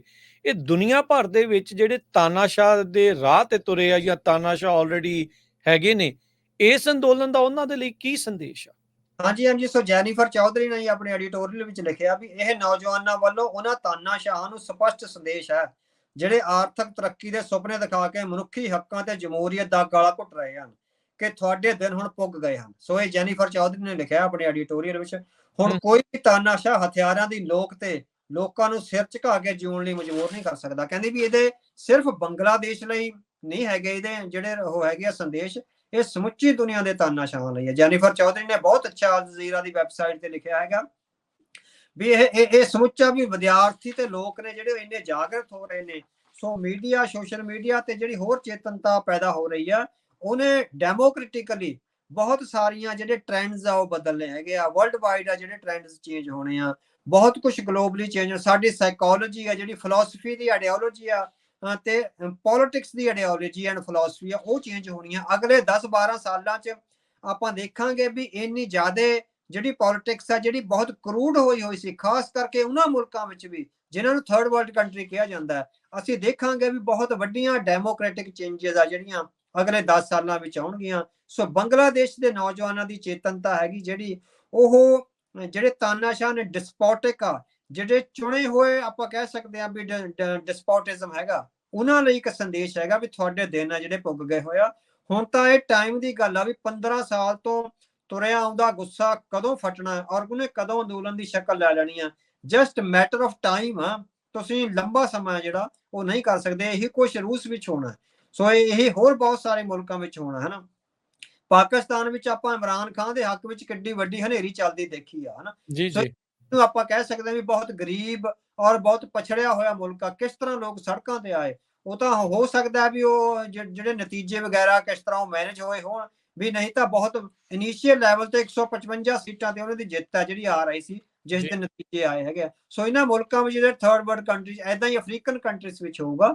ਸੋ ਇਹ ਤਾਨਾਸ਼ਾਹਾਂ ਲਈ ਸਬਕ ਹੈਗਾ ਵੀ ਹੁਣ ਉਹਨਾਂ ਦੇ ਦਿਨ ਪੁੱਗ ਗਏ ਆ। ਰੀਅਲ ਡੈਮੋਕ੍ਰੈਟਿਕ ਫੋਰਸਿਸ ਆ ਜਿਹੜੀਆਂ ਜਾਗ ਆਈਆਂ ਹੋਈਆਂ ਨੇ। ਆਪਾਂ ਕੁਝ ਸਮਾਂ ਪਹਿਲਾਂ ਇੱਕ ਗੱਲਬਾਤ ਕੀਤੀ ਸੀ ਵੀ ਇਸ ਸਾਲ ਦੇ ਵਿੱਚ 50-60% ਜਾਂ ਕਿੰਨੇ ਬਿਲੀਅਨ ਲੋਕਾਂ ਨੇ ਡੈਮੋਕ੍ਰੇਸੀ ਦੇ ਅੰਡਰ ਜਿਹੜੀਆਂ ਉਹ ਵੋਟਾਂ ਜਿਹੜੀਆਂ ਪਾਉਣੀਆਂ ਆ। ਇਦਾਂ ਦੇ ਜਿਹੜੇ ਜਦੋਂ ਉਸੇ ਸਾਲ ਦੇ ਵਿੱਚ ਚੀਜ਼ਾਂ ਵਾਪਰਦੀਆਂ ਆ, ਬਾਕੀ ਹੋਰ ਮੁਲਕਾਂ ਦੇ ਉੱਤੇ ਵੀ ਇਹਦਾ ਆਪਾਂ ਅਸਰ ਦੇਖਾਂਗੇ। ਹਾਂਜੀ ਹਾਂਜੀ ਬਿਲਕੁਲ। ਆਪਾਂ ਕਿਹਾ ਸੀਗਾ ਵੀ ਆਪਾਂ ਫਰਵਰੀ ਚ ਪ੍ਰੋਗਰਾਮ ਕਰਿਆ ਸੀਗਾ ਵੀ ਲਗਭਗ ਅੱਧੀ ਦੁਨੀਆ ਚ ਚੋਣਾਂ ਹੋਣੀਆਂ ਨੇ ਔਰ ਹੂੰ ਬਹੁਤ ਬਹੁਤ ਸਾਰੀਆਂ ਚੋਣਾਂ ਨੇ ਤਾਨਾਸ਼ਾਹਾਂ ਲੀਡਰ ਆ ਜਿਹੜੇ ਸਾਹਮਣੇ ਲਿਆਉਣੇ ਹੈਗੇ ਹਨਾ। ਸੋ ਬਹੁਤ ਘੱਟ ਨੇ, ਜਿੱਦਾਂ ਵੀ ਇੰਗਲੈਂਡ ਵਿੱਚ ਚੋਣਾਂ ਹੋਈਆਂ ਉਹ ਡੈਮੋਕ੍ਰੈਟਿਕਲੀ ਹੋਈਆਂ, ਅਮਰੀਕਾ ਵਿੱਚ ਹੋਣਗੀਆਂ ਡੈਮੋਕ੍ਰੈਟਿਕਲੀ ਹੋਣਗੀਆਂ। ਇੰਡੀਆ ਬਾਰੇ ਬਹੁਤ ਵੱਡੇ ਸ਼ੱਕ ਸੀਗੇ ਵੀ ਉਹਨਾਂ ਨੂੰ ਰਿਗ ਕੀਤਾ ਜਾਊਗਾ, ਜਿਹੜਾ ਕਿ ਬਹੁਤ ਸਾਰਾ ਕੁਝ ਸਾਡੇ ਸਾਹਮਣੇ ਦੇਖਿਆ ਵੀ ਕਿਸ ਤਰ੍ਹਾਂ ਜ਼ਬਰ ਹੋਇਆ, ਕਿਸ ਤਰ੍ਹਾਂ ਮੀਡੀਆ ਰਾਹੀਂ ਉਹਨਾਂ ਦੇ ਜਿਹੜੇ ਵਿਰੋਧੀ ਪਾਰਟੀਆਂ ਦੇ ਲੀਡਰ ਆ ਉਹਨਾਂ ਦੀਆਂ ਜਿਹੜੀਆਂ ਸਰਕਾਰ ਜਿਹੜੀਆਂ ਪਾਰਟੀਆਂ ਸੀ ਉਹਨਾਂ ਦੇ ਫੰਡ ਫਰੀਜ਼ ਹੋਏ, ਬਹੁਤ ਕੁਝ ਆ ਜਿਹੜਾ ਨਾਨ ਡੈਮੋਕ੍ਰੈਟਿਕ ਹੋਇਆ। ਇਸ ਤਰ੍ਹਾਂ ਦਾ ਬਹੁਤ ਕੁਝ ਹੋਇਆ। ਪਰ ਅਗਲੇ ਸਾਲਾਂ 'ਚ ਆਪਾਂ ਦੇਖਾਂਗੇ ਵੀ ਜਿਹੜੀਆਂ ਹੈਗੀਆਂ ਰੀਅਲ ਡੈਮੋਕ੍ਰੈਟਿਕ ਫੋਰਸਿਸ ਆ, ਇਹਨਾਂ ਦਾ ਜਿਹੜਾ ਇਹ ਜਿਹੇ ਅੰਦੋਲਨ ਆ ਉਹਦਾ ਅਸਰ ਪਏਗਾ ਤੇ ਡੈਮੋਕ੍ਰੈਟਿਕਲੀ ਜਿਹੜੀਆਂ ਕਲੀਅਰ ਕੱਟ ਫੋਰਸਿਸ ਨੇ ਜਿਹੜੀਆਂ ਰੀਅਲੀ ਆਪਾਂ ਕਹਿ ਸਕਦੇ ਹਾਂ ਵੀ ਮਨੁੱਖੀ ਹੱਕਾਂ ਦੀ ਰਾਖੀ, ਇੱਕ ਹੋਲਿਸਟਿਕ ਆਰਥਿਕ ਤਰੱਕੀ ਤੇ ਹੋਰ ਬਹੁਤ ਕੁਝ ਹੈ ਜਿਹੜਾ ਕਰਨ ਦਾ ਯਤਨ ਕਰਦੀਆਂ ਨੇ, ਉਹ ਸਾਡੇ ਸਾਹਮਣੇ ਪੇਸ਼ ਆਉਣਗੀਆਂ। ਅਮਰੀਕਾ ਸਰਕਾਰ ਨੇ ਵੀ ਇਸ ਦੇ ਉੱਤੇ ਆਖਿਆ ਵੀ ਮੁਲਕ ਦੇ ਲੋਕ ਆਪ ਆਪਣੀ ਸਰਕਾਰ ਚੁਣਨਗੇ। ਇਹਦੇ ਕੀ ਅਰਥ ਲਏ ਜਾਣ? ਹਾਂਜੀ ਹਾਂਜੀ ਇਹ ਬਹੁਤ ਵੱਡੇ ਅਰਥ ਆ ਜਿਹਦੇ ਕਾਰਨ, ਕਿਉਂਕਿ ਆਪਾਂ ਪਹਿਲਾਂ ਗੱਲ ਕਰਕੇ ਆ ਵੀ CIA ਬਹੁਤ ਲੰਬੇ ਸਮੇਂ ਤੋਂ ਇੱਥੇ ਵਰਕ ਕਰ ਰਿਹਾ ਸੀ। ਉਹ ਜਸਟ ਮੈਟਰ ਆਫ ਟਾਈਮ ਦੇਖ ਰਿਹਾ ਸੀਗਾ ਵੀ ਕਦੋਂ ਕਿਹੜੇ ਸੰਦੇਸ਼ ਆ ਕਿਹਨਾਂ ਨੂੰ ਦੇਣੇ ਆ। ਹੁਣ ਇਹਨੇ ਮੈਥਿਊ ਮਿਲਰ ਦਾ ਜਿਹੜਾ ਇੱਕਦਮ ਆਇਆ ਹੈਗਾ, ਉਹਨਾਂ ਨੂੰ ਪੁੱਛਿਆ ਗਿਆ ਵੀ ਜਿਹੜੀ ਮਿਲਟਰੀ ਹੈਗੀ ਆ ਉਹ ਅਗਲਾ ਪ੍ਰਧਾਨ ਮੰਤਰੀ ਜਾਂ ਇੰਟਰਮ ਗਵਰਨਮੈਂਟ ਆ ਜਿਹੜੀ ਚੁਣਨ ਜਾ ਰਹੀ ਹੈਗੀ ਆ। ਹਾਲਾਂਕਿ ਮਿਲਟਰੀ ਨੇ ਚੁਣ ਦੇਣਾ ਸੀ, ਇੱਕਦਮ ਅਮਰੀਕਾ ਨੇ ਦਖਲਅੰਦਾਜ਼ੀ ਕਰੀ ਹੈਗੀ ਆ। ਸੋ ਅਮਰੀਕਾ ਦੀ ਦਖਲਅੰਦਾਜ਼ੀ ਨਾਲ ਵਿਦਿਆਰਥੀ ਨੇਤਾਵਾਂ ਦੀ ਔਰ ਜਿਹੜੇ ਬਹੁਤ ਵੱਡੇ ਵਧੀਆ ਬੁੱਧੀਜੀਵੀ ਨੇ ਉਹਨਾਂ ਦੀ, ਜਿਹੜੇ ਰਾਸ਼ਟਰਪਤੀ ਆ ਤੇ ਮਿਲਟਰੀ ਦੇ ਕਮਾਂਡਰ ਆ, ਉਹਨਾਂ ਨਾਲ 5 ਘੰਟੇ ਮੀਟਿੰਗ ਚੱਲੀ ਆ। ਔਰ 5 ਘੰਟੇ ਦੀ ਮੀਟਿੰਗ ਤੋਂ ਬਾਅਦ ਆ ਜਿਹੜਾ ਫੈਸਲਾ ਹੋਇਆ ਵੀ ਮਿਸਟਰ ਜਿਹੜੇ ਯੂਨਸ ਨੇ ਜਿਹਨਾਂ ਨੂੰ ਨੋਬਲ ਪ੍ਰਾਈਜ਼ ਮਿਲਿਆ ਸੀ, ਉਹ ਇੰਟਰਮ ਗਵਰਨਮੈਂਟ ਦੀ ਜਿਹੜੀ ਅਗਵਾਈ ਕਰਨਗੇ। ਉਹਨਾਂ ਨੂੰ ਫਰਾਂਸ ਤੋਂ ਬੁਲਾਇਆ ਜਾ ਰਿਹਾ ਹੈਗਾ। ਸੋ ਵਿਦਿਆਰਥੀ ਉਹਨਾਂ ਤੇ ਸਹਿਮਤ ਹੋਏ। ਵਿਦਿਆਰਥੀ ਕਿਸੇ ਵੀ ਅਫਸਰ ਤੇ ਕਿਸੇ ਵੀ ਹੋਰ ਪੁਰਾਣੇ ਲੀਡਰ ਤੇ ਕਿਸੇ ਤੇ ਵੀ ਸਹਿਮਤੀ ਨਹੀਂ ਉਹਨਾਂ ਨੇ ਜਤਾਈ, ਉਹ ਮਿਸਟਰ ਯੂਨਸ ਤੇ ਜਿਹੜੀ ਸਹਿਮਤੀ ਜਤਾਈ ਹੈ। ਸੋ ਆਪਾਂ ਦੇਖ ਸਕਦੇ ਹਾਂ ਵੀ ਬਿਹਾਈਂਡ ਦੀ ਸੀਨ ਪ੍ਰੋਟੈਸਟ ਦੇ ਪਿੱਛੇ ਵੀ ਅਮਰੀਕਾ ਸੀ, ਤੇ ਹੁਣ ਪ੍ਰੋਟੈਸਟ ਤੋਂ ਜਦੋਂ ਸਫਲ ਹੋ ਗਿਆ ਉਹ ਤੋਂ ਬਾਅਦ ਇੰਟਰਮ ਗਵਰਨਮੈਂਟ ਕਿਹੜੀ ਬਣਨੀ ਹੈਗੀ ਆ ਉਹਦੇ ਪਿੱਛੇ ਵੀ ਅਮਰੀਕਾ ਜਿਹੜਾ ਬਹੁਤ ਸੀਰੀਅਸਲੀ ਵਰਕ ਕਰ ਰਿਹਾ ਹੈਗਾ। ਅਸੀਂ ਸਮਝਦੇ ਹਾਂ ਵੀ CIA ਨੇ ਇੱਕ ਬਹੁਤ ਹੀ ਕਮਾਲ ਦਾ ਆਪਰੇਸ਼ਨ ਹੈ ਜਿਹੜਾ ਕਰਿਆ, ਬੰਗਲਾਦੇਸ਼ ਨੂੰ ਤਾਨਾਸ਼ਾਹੀ ਵਿੱਚੋਂ ਕੱਢ ਕੇ ਜਿਹੜੀਆਂ ਡੈਮੋਕ੍ਰੈਟਿਕ ਫੋਰਸਿਸ ਵਾਲੀ ਰਾਹ ਪਾਇਆ ਹੈਗਾ। ਹੁਣ ਜੇ ਵਿਦਿਆਰਥੀ ਨੇਤਾ ਇਸ ਤਰ੍ਹਾਂ ਡਟੇ ਰਹੇ ਤੇ ਮਿਸਟਰ ਯੂਨਸ ਤੇ ਹੋਰ ਜਿਹੜੀ ਸਿਟੀਜ਼ੈਂਟਰੀ ਆ ਉਹਨਾਂ ਦੀ, ਚੰਗੇ ਜਿਹੜੇ ਲੋਕ ਨੇ ਉਹ ਪੋਲਿਟਿਕਸ ਵਿੱਚ ਆ ਕੇ ਇਹਨੂੰ ਲੈ ਕੇ ਜਾਣ, ਤਾਂ ਉਹਦਾ ਅਸਰ ਹੈ ਜਿਹੜਾ ਭਾਰਤ ਤੇ ਵੀ ਪਵੇਗਾ। ਭਾਰਤ ਵਿੱਚ ਜਿਸ ਕਿਸਮ ਦੀਆਂ ਤਾਨਾਸ਼ਾਹ ਵਾਲੀਆਂ ਨੀਤੀਆਂ ਵੀ, ਮੀਡੀਆ ਨੂੰ ਕਾਬੂ ਕਰ ਲਿਆ, ਵਿਰੋਧੀ ਧਿਰਾਂ ਨੂੰ ਇੰਡਾਈਟ ਕੀਤਾ ਜਾ ਰਿਹਾ, ਲਗਾਤਾਰ ਤੰਗ ਕੀਤਾ ਜਾ ਰਿਹਾ, ਇਹ ਬਹੁਤ ਕੁਝ ਇਸ ਤਰ੍ਹਾਂ ਹੀ ਹੁੰਦਾ ਹੈ। ਜਿਹੜਾ ਯੂਕਰੇਨ ਵਾਰ ਦਾ ਮੈਂ ਉਹ ਦੇਖ ਰਿਹਾ ਸੀਗਾ, ਯੂਕਰੇਨ ਵਾਰ ਬਾਰੇ ਜਿਹੜੇ ਰਸ਼ੀਆ ਦੇ ਨਾ ਵਲਾਦੀਮੀਰ ਪੁਤਨ ਦੇ ਸਲਾਹਕਾਰ ਆ, ਉਹਨਾਂ ਦੇ ਜਿਹੜੇ ਕਮੈਂਟਸ ਆ ਰਹੇ ਆ, ਉਹ ਕਹਿੰਦੇ ਵੀ ਜੇ ਯੂਕਰੇਨ ਵਿੱਚ ਡੈਮੋਕ੍ਰੇਸੀ ਆ ਗਈ, ਰੀਅਲ ਡੈਮੋਕ੍ਰੇਸੀ, ਸਾਨੂੰ ਤਾਂ ਲੋਕਾਂ ਨੇ ਭਜਾ ਕੇ ਮਾਰ ਦੇਣਾ। ਉਹ ਕਹਿੰਦੇ ਵੀ ਯੂਕਰੇਨ ਵਿੱਚ ਡੈਮੋਕ੍ਰੇਸੀ ਨਹੀਂ ਹੋਣੀ ਚਾਹੀਦੀ। ਉਹ ਇਸੇ ਕਰਕੇ ਡਰਦੇ ਨੇ। ਇਹ ਜੰਗ ਯੂਕਰੇਨ ਵਿੱਚੋਂ ਡੈਮੋਕ੍ਰੇਸੀ ਨੂੰ ਖਤਮ ਕਰਨ ਲਈ ਲੜੀ ਜਾ ਰਹੀ ਹੈ, ਕਿਉਂਕਿ ਇੱਕ ਦੂਜੇ ਦੇ ਪ੍ਰਭਾਵ ਪੈਂਦਾ ਵੀ ਰੂਸ ਵਿੱਚ ਵੀ ਲੋਕਾਂ ਨੇ ਅਪਰਾਈਜ਼ਿੰਗ ਕਰ ਦੇਣੀ ਹੈਗੀ ਆ। ਸੋ ਜਿਹੜੀ ਬੰਗਲਾਦੇਸ਼ ਦੀ ਅਪਰਾਈਜ਼ਿੰਗ ਹੈਗੀ ਆ, ਉਹਦਾ ਭਾਰਤ ਤੇ ਔਰ ਹੋਰ ਮੁਲਕਾਂ ਤੇ ਜਿਹੜਾ ਬਹੁਤ ਵੱਡਾ ਅਸਰ ਪਏਗਾ। ਸੋ ਅਮਰੀਕਾ ਇਸ ਢੰਗ ਨਾਲ ਆ ਜਿਹੜਾ ਇਹ ਕਾਰਜ ਕਰ ਰਿਹਾ ਹੈਗਾ। ਸੋ ਬੰਗਲਾਦੇਸ਼ ਦੇ ਇਸ ਘਟਨਾਕ੍ਰਮ ਦਾ ਆਪਾਂ ਫਿਰ ਗੱਲ ਹੀ ਕਰ ਲੈਨੇ, ਭਾਰਤ ਦੇ ਉੱਤੇ ਅਸਰ ਕੀ ਪੈਣਗੇ? ਹਾਂਜੀ ਹਾਂਜੀ। ਸੋ ਬੰਗਲਾਦੇਸ਼ ਦੀ ਜਿਹੜੀ ਇਹ ਤਾਨਾਸ਼ਾਹ ਨੇਤਾ ਦਾ ਦੇਸ਼ ਛੱਡ ਕੇ ਭੱਜਣਾ ਪਿਆ, ਇਹ ਭਾਰਤ ਦੀ ਜਿਹੜੀ ਪਾਲਿਸੀ ਆ ਬਹੁਤ ਵੱਡਾ ਉਹਨੂੰ ਝਟਕਾ ਲੱਗਿਆ। ਅਜੀਤ ਡੋਵਾਲ ਦੀ ਜੈ ਸ਼ੰਕਰ ਦੀ ਤੇ ਨਰਿੰਦਰ ਮੋਦੀ ਦੀ ਜਿਹੜੀ ਪਾਲਿਸੀ ਨੂੰ ਇੱਕ ਤਰ੍ਹਾਂ ਨਾਲ ਆਪਾਂ ਕਹਿ ਸਕਦੇ ਹਾਂ ਵੀ ਉਹ ਥੱਲਾ ਲੱਗ ਗਿਆ ਹੋਇਆ। ਠੀਕ ਆ। ਪਿਛਲੇ 10 ਸਾਲਾਂ ਤੋਂ ਉਹ ਬੰਗਲਾਦੇਸ਼ ਨੂੰ ਆਪਣੇ ਢੰਗ ਨਾਲ ਚਲਾ ਰਹੇ ਸੀ ਵੀ ਉੱਥੇ ਤਾਨਾਸ਼ਾਹੀ ਕਾਇਮ ਰਹੇ, ਲੋਕਾਂ ਤੇ ਕ੍ਰੈਕਡਾਊਨ ਹੋਵੇ, ਮਨੁੱਖੀ ਹੱਕਾਂ ਦੀ ਉਲੰਘਣਾ ਹੋਵੇ, ਲੋਕਾਂ ਤੇ ਜ਼ਬਰ ਹੋਵੇ। ਇਹ ਸਾਰਾ ਕੁਛ ਹੈ ਜਿਹੜਾ ਭਾਰਤ ਦੀ ਹਮਾਇਤ ਨਾਲ ਭਾਰਤ ਬੰਗਲਾਦੇਸ਼ ਨੂੰ ਆਪਾਂ ਕਿਹਾ ਵੀ ਆਪਣੇ ਛੋਟੇ ਮੁਲਕ ਦੇ ਤੌਰ ਤੇ, ਜਿਸ ਤਰ੍ਹਾਂ ਇੱਕ ਸਟੇਟ ਹੁੰਦੀ ਆ ਪੰਜਾਬ ਜਾਂ ਹਰਿਆਣਾ, ਉਸ ਦੇ ਤੌਰ ਤੇ ਚਲਾ ਰਿਹਾ ਸੀਗਾ। ਸੋ ਇਹ ਸੰਦੇਸ਼ ਆ ਜਿਹੜਾ ਤੁਸੀਂ ਦੇਖੋ ਵੀ ਧਾਰਾ 370 ਹਟਾਉਣ ਦੇ 5 ਸਾਲਾਂ ਬਾਅਦ ਸੋ ਅੱਜ ਅਮਰੀਕਾ ਨੇ ਜਿਹੜਾ ਇੱਕ ਸੰਦੇਸ਼ ਦਿੱਤਾ। ਦੂਜਾ ਸੰਦੇਸ਼ ਇਹ ਆ ਵੀ 8 ਜੁਲਾਈ ਨੂੰ ਨਰਿੰਦਰ ਮੋਦੀ ਉਹਨਾਂ ਦੀ ਵਲਾਦੀਮੀਰ ਪੁਤਿਨ ਨਾਲ ਜਿਹੜੀ ਜੱਫੀ ਪਈ ਆ ਉਹ ਤੋਂ ਪੂਰੇ 1 ਮਹੀਨੇ ਬਾਅਦ ਆ ਜਿਹੜਾ ਸੋ ਜਿਹੜਾ ਭਾਰਤ ਨੂੰ ਇੱਕ ਸੰਦੇਸ਼ ਆ ਜਿਹੜਾ ਚਲੇ ਗਿਆ ਵੀ ਇੱਥੇ ਏਸ਼ੀਆ ਵਿੱਚ ਜਿਹੜੀਆਂ ਤਬਦੀਲੀਆਂ ਹੋਣੀਆਂ ਨੇ ਉਹਦੇ ਜਿਹੜੇ ਪਹਿਲੀਆਂ ਆਪਾਂ ਕਹਿ ਸਕਦੇ ਹਾਂ ਵੀ ਪਹਿਲੇ ਖੁਲਾਸੇ ਜਾਂ ਪਹਿਲੀਆਂ ਜਿਹੜੀਆਂ ਝਲਕਾਂ ਨੇ ਉਹ ਸਾਨੂੰ ਮਿਲਣ ਲੱਗ ਗਈਆਂ ਵੀ ਡੈਮੋਕ੍ਰੈਟਿਕਲੀ ਬਿਨਾਂ ਕੋਈ ਗੋਲੀ ਚਲਾਏ, ਹਨਾ, ਬਿਨਾਂ ਕੋਈ ਦੂਜੀ ਧਿਰ ਵੱਲੋਂ ਗੋਲੀ ਚਲਾਉਣ ਦੇ, ਹਨਾ, ਅੰਦੋਲਨਕਾਰੀਆਂ ਨੇ ਕੋਈ ਵੀ ਹਿੰਸਾ ਨਹੀਂ ਕਰੀ। ਇਸੇ ਤਰ੍ਹਾਂ ਰੂਸ ਦਾ ਤੇ ਈਸਟਰਨ ਯੂਰਪ ਦਾ ਜਿਹੜੀਆਂ ਤਬਦੀਲੀਆਂ ਹੋਈਆਂ ਸੀ, ਜਦੋਂ ਅਮਰੀਕਾ ਇਨਵੋਲਵ ਹੁੰਦਾ ਫਿਰ ਉਹ ਇਹਨਾਂ ਪੀਸਫੁਲੀ ਟ੍ਰਾਂਜ਼ਿਟ ਕਰ ਦਿੰਦਾ ਹੈਗਾ। ਸੋ ਸਾਨੂੰ ਲੱਗਦਾ ਵੀ ਉਹ ਜਿਹੜੀ ਆਪਾਂ ਗੱਲ ਕਰਦੇ ਸੀ ਵੀ ਸਾਊਥ ਏਸ਼ੀਆ ਦੀ ਜਿਹੜੀ ਰੀਸਟਰਕਚਰਿੰਗ ਹੋਣੀ ਆ, ਟ੍ਰਾਂਜੀਸ਼ਨ ਹੋਣੀ ਆ, ਉਹਦੇ ਕਦਮ ਆ ਜਿਹੜੇ ਅੱਗੇ ਵਧ ਰਹੇ ਆ। ਔਰ ਭਾਰਤ ਨੂੰ ਬਹੁਤ ਵੱਡਾ ਝਟਕਾ ਭਾਰਤ ਦੀ ਫੋਰਨ ਪਾਲਿਸੀ ਨੂੰ ਲੱਗਿਆ। ਔਰ ਉਹੀ ਸੰਦੇਸ਼ ਜਿਹੜਾ ਵਲਾਦੀਮੀਰ ਪੁਤਿਨ ਦੇ ਸਲਾਹਕਾਰ ਕਹਿੰਦੇ ਸੀ ਵੀ ਜੇ ਯੂਕਰੇਨ ਵਿੱਚ ਡੈਮੋਕ੍ਰੇਸੀ ਆ ਗਈ ਤਾਂ ਰਸ਼ੀਆ ਵਿੱਚ ਵੀ ਆ ਜਾਣੀ ਹੈ। ਸੋ ਇਸੇ ਤਰ੍ਹਾਂ ਦਾ ਸੰਦੇਸ਼ ਹੈ ਵੀ ਜੇ ਬੰਗਲਾਦੇਸ਼ ਵਿੱਚ ਰੀਅਲ ਡੈਮੋਕ੍ਰੈਟਿਕ ਫੋਰਸਿਸ, ਚੰਗੇ ਪੋਲੀਟੀਸ਼ੀਅਨ ਸਾਹਮਣੇ ਆ ਗਏ, ਮਿਸਟਰ ਯੂਨਿਸ ਵਰਗੇ ਜਿਹੜੇ ਬਹੁਤ ਵੱਡੇ ਇਕੋਨੋਮਿਸਟ ਨੇ, ਬਹੁਤ ਸੋਬਰ ਨੇ, ਇਮਾਨਦਾਰ ਨੇ, ਆਪਣੀ ਧਰਤੀ ਨਾਲ ਜੁੜੇ ਹੋਏ ਨੇ, ਉਸ ਧਰਤੀ ਨੂੰ ਸਵਰਗ ਬਣਾਉਣਾ ਚਾਹੁੰਦੇ ਆ। ਸੋ ਇਸੇ ਤਰ੍ਹਾਂ ਦੀ ਲੀਡਰਸ਼ਿਪ ਜੇ ਭਾਰਤ ਵਿੱਚ ਆ ਜਾਂਦੀ ਆ ਤਾਂ ਜਿਹੜੀਆਂ ਹੈਗੀਆਂ ਤਾਨਾਸ਼ਾਹ ਫੋਰਸਿਸ ਆ ਉਹਨਾਂ ਨੂੰ ਬਹੁਤ ਵੱਡੇ ਝਟਕੇ ਲੱਗਣਗੇ। ਇੱਕ ਸੰਦੇਸ਼ ਅਮਰੀਕਾ ਨੇ ਇਹ ਦਿੱਤਾ ਵੀ ਰਸ਼ੀਆ ਦੇ ਨੇੜੇ ਜਾਣ ਦੇ ਖਤਰੇ ਆ ਜਿਹੜੇ ਭਾਰਤ ਨੂੰ ਦਸਤਾ ਦਿੱਤਾ ਹੋਇਆ ਵੀ ਅਸੀਂ ਇਸ ਤਰ੍ਹਾਂ ਵੀ ਕਰ ਸਕਦੇ ਹੈਗੇ। ਦੂਜਾ, ਭਾਰਤ ਲਗਾਤਾਰ ਬੰਗਲਾਦੇਸ਼ ਨੂੰ ਜਿਸ ਤਰ੍ਹਾਂ ਆਪਣੀ ਨੀਤੀ ਦੇ ਚਲਾ ਰਿਹਾ ਸੀ, ਉਹ ਨੀਤੀਆਂ ਸਾਰੀਆਂ ਇੱਕ ਤਰ੍ਹਾਂ ਨਾਲ ਟੁੱਟ ਭੱਜ ਗਈਆਂ ਨੇ। ਬਹੁਤ ਵੱਡੀ ਹਾਰ ਦਾ ਜਿਹੜਾ ਹੈਗਾ ਭਾਰਤ ਨੂੰ ਸਾਹਮਣਾ ਕਰਨਾ ਪਿਆ। ਉਹ ਇਸ ਹਾਰ ਵਿੱਚੋਂ ਕਿਸ ਤਰ੍ਹਾਂ ਉੱਭਰ ਸਕੇਗਾ, ਹਲੇ ਇਹਨੂੰ ਕਾਫੀ ਸਮਾਂ ਲੱਗੇਗਾ ਭਾਰਤ ਨੂੰ ਸੰਭਲਣ ਲਈ।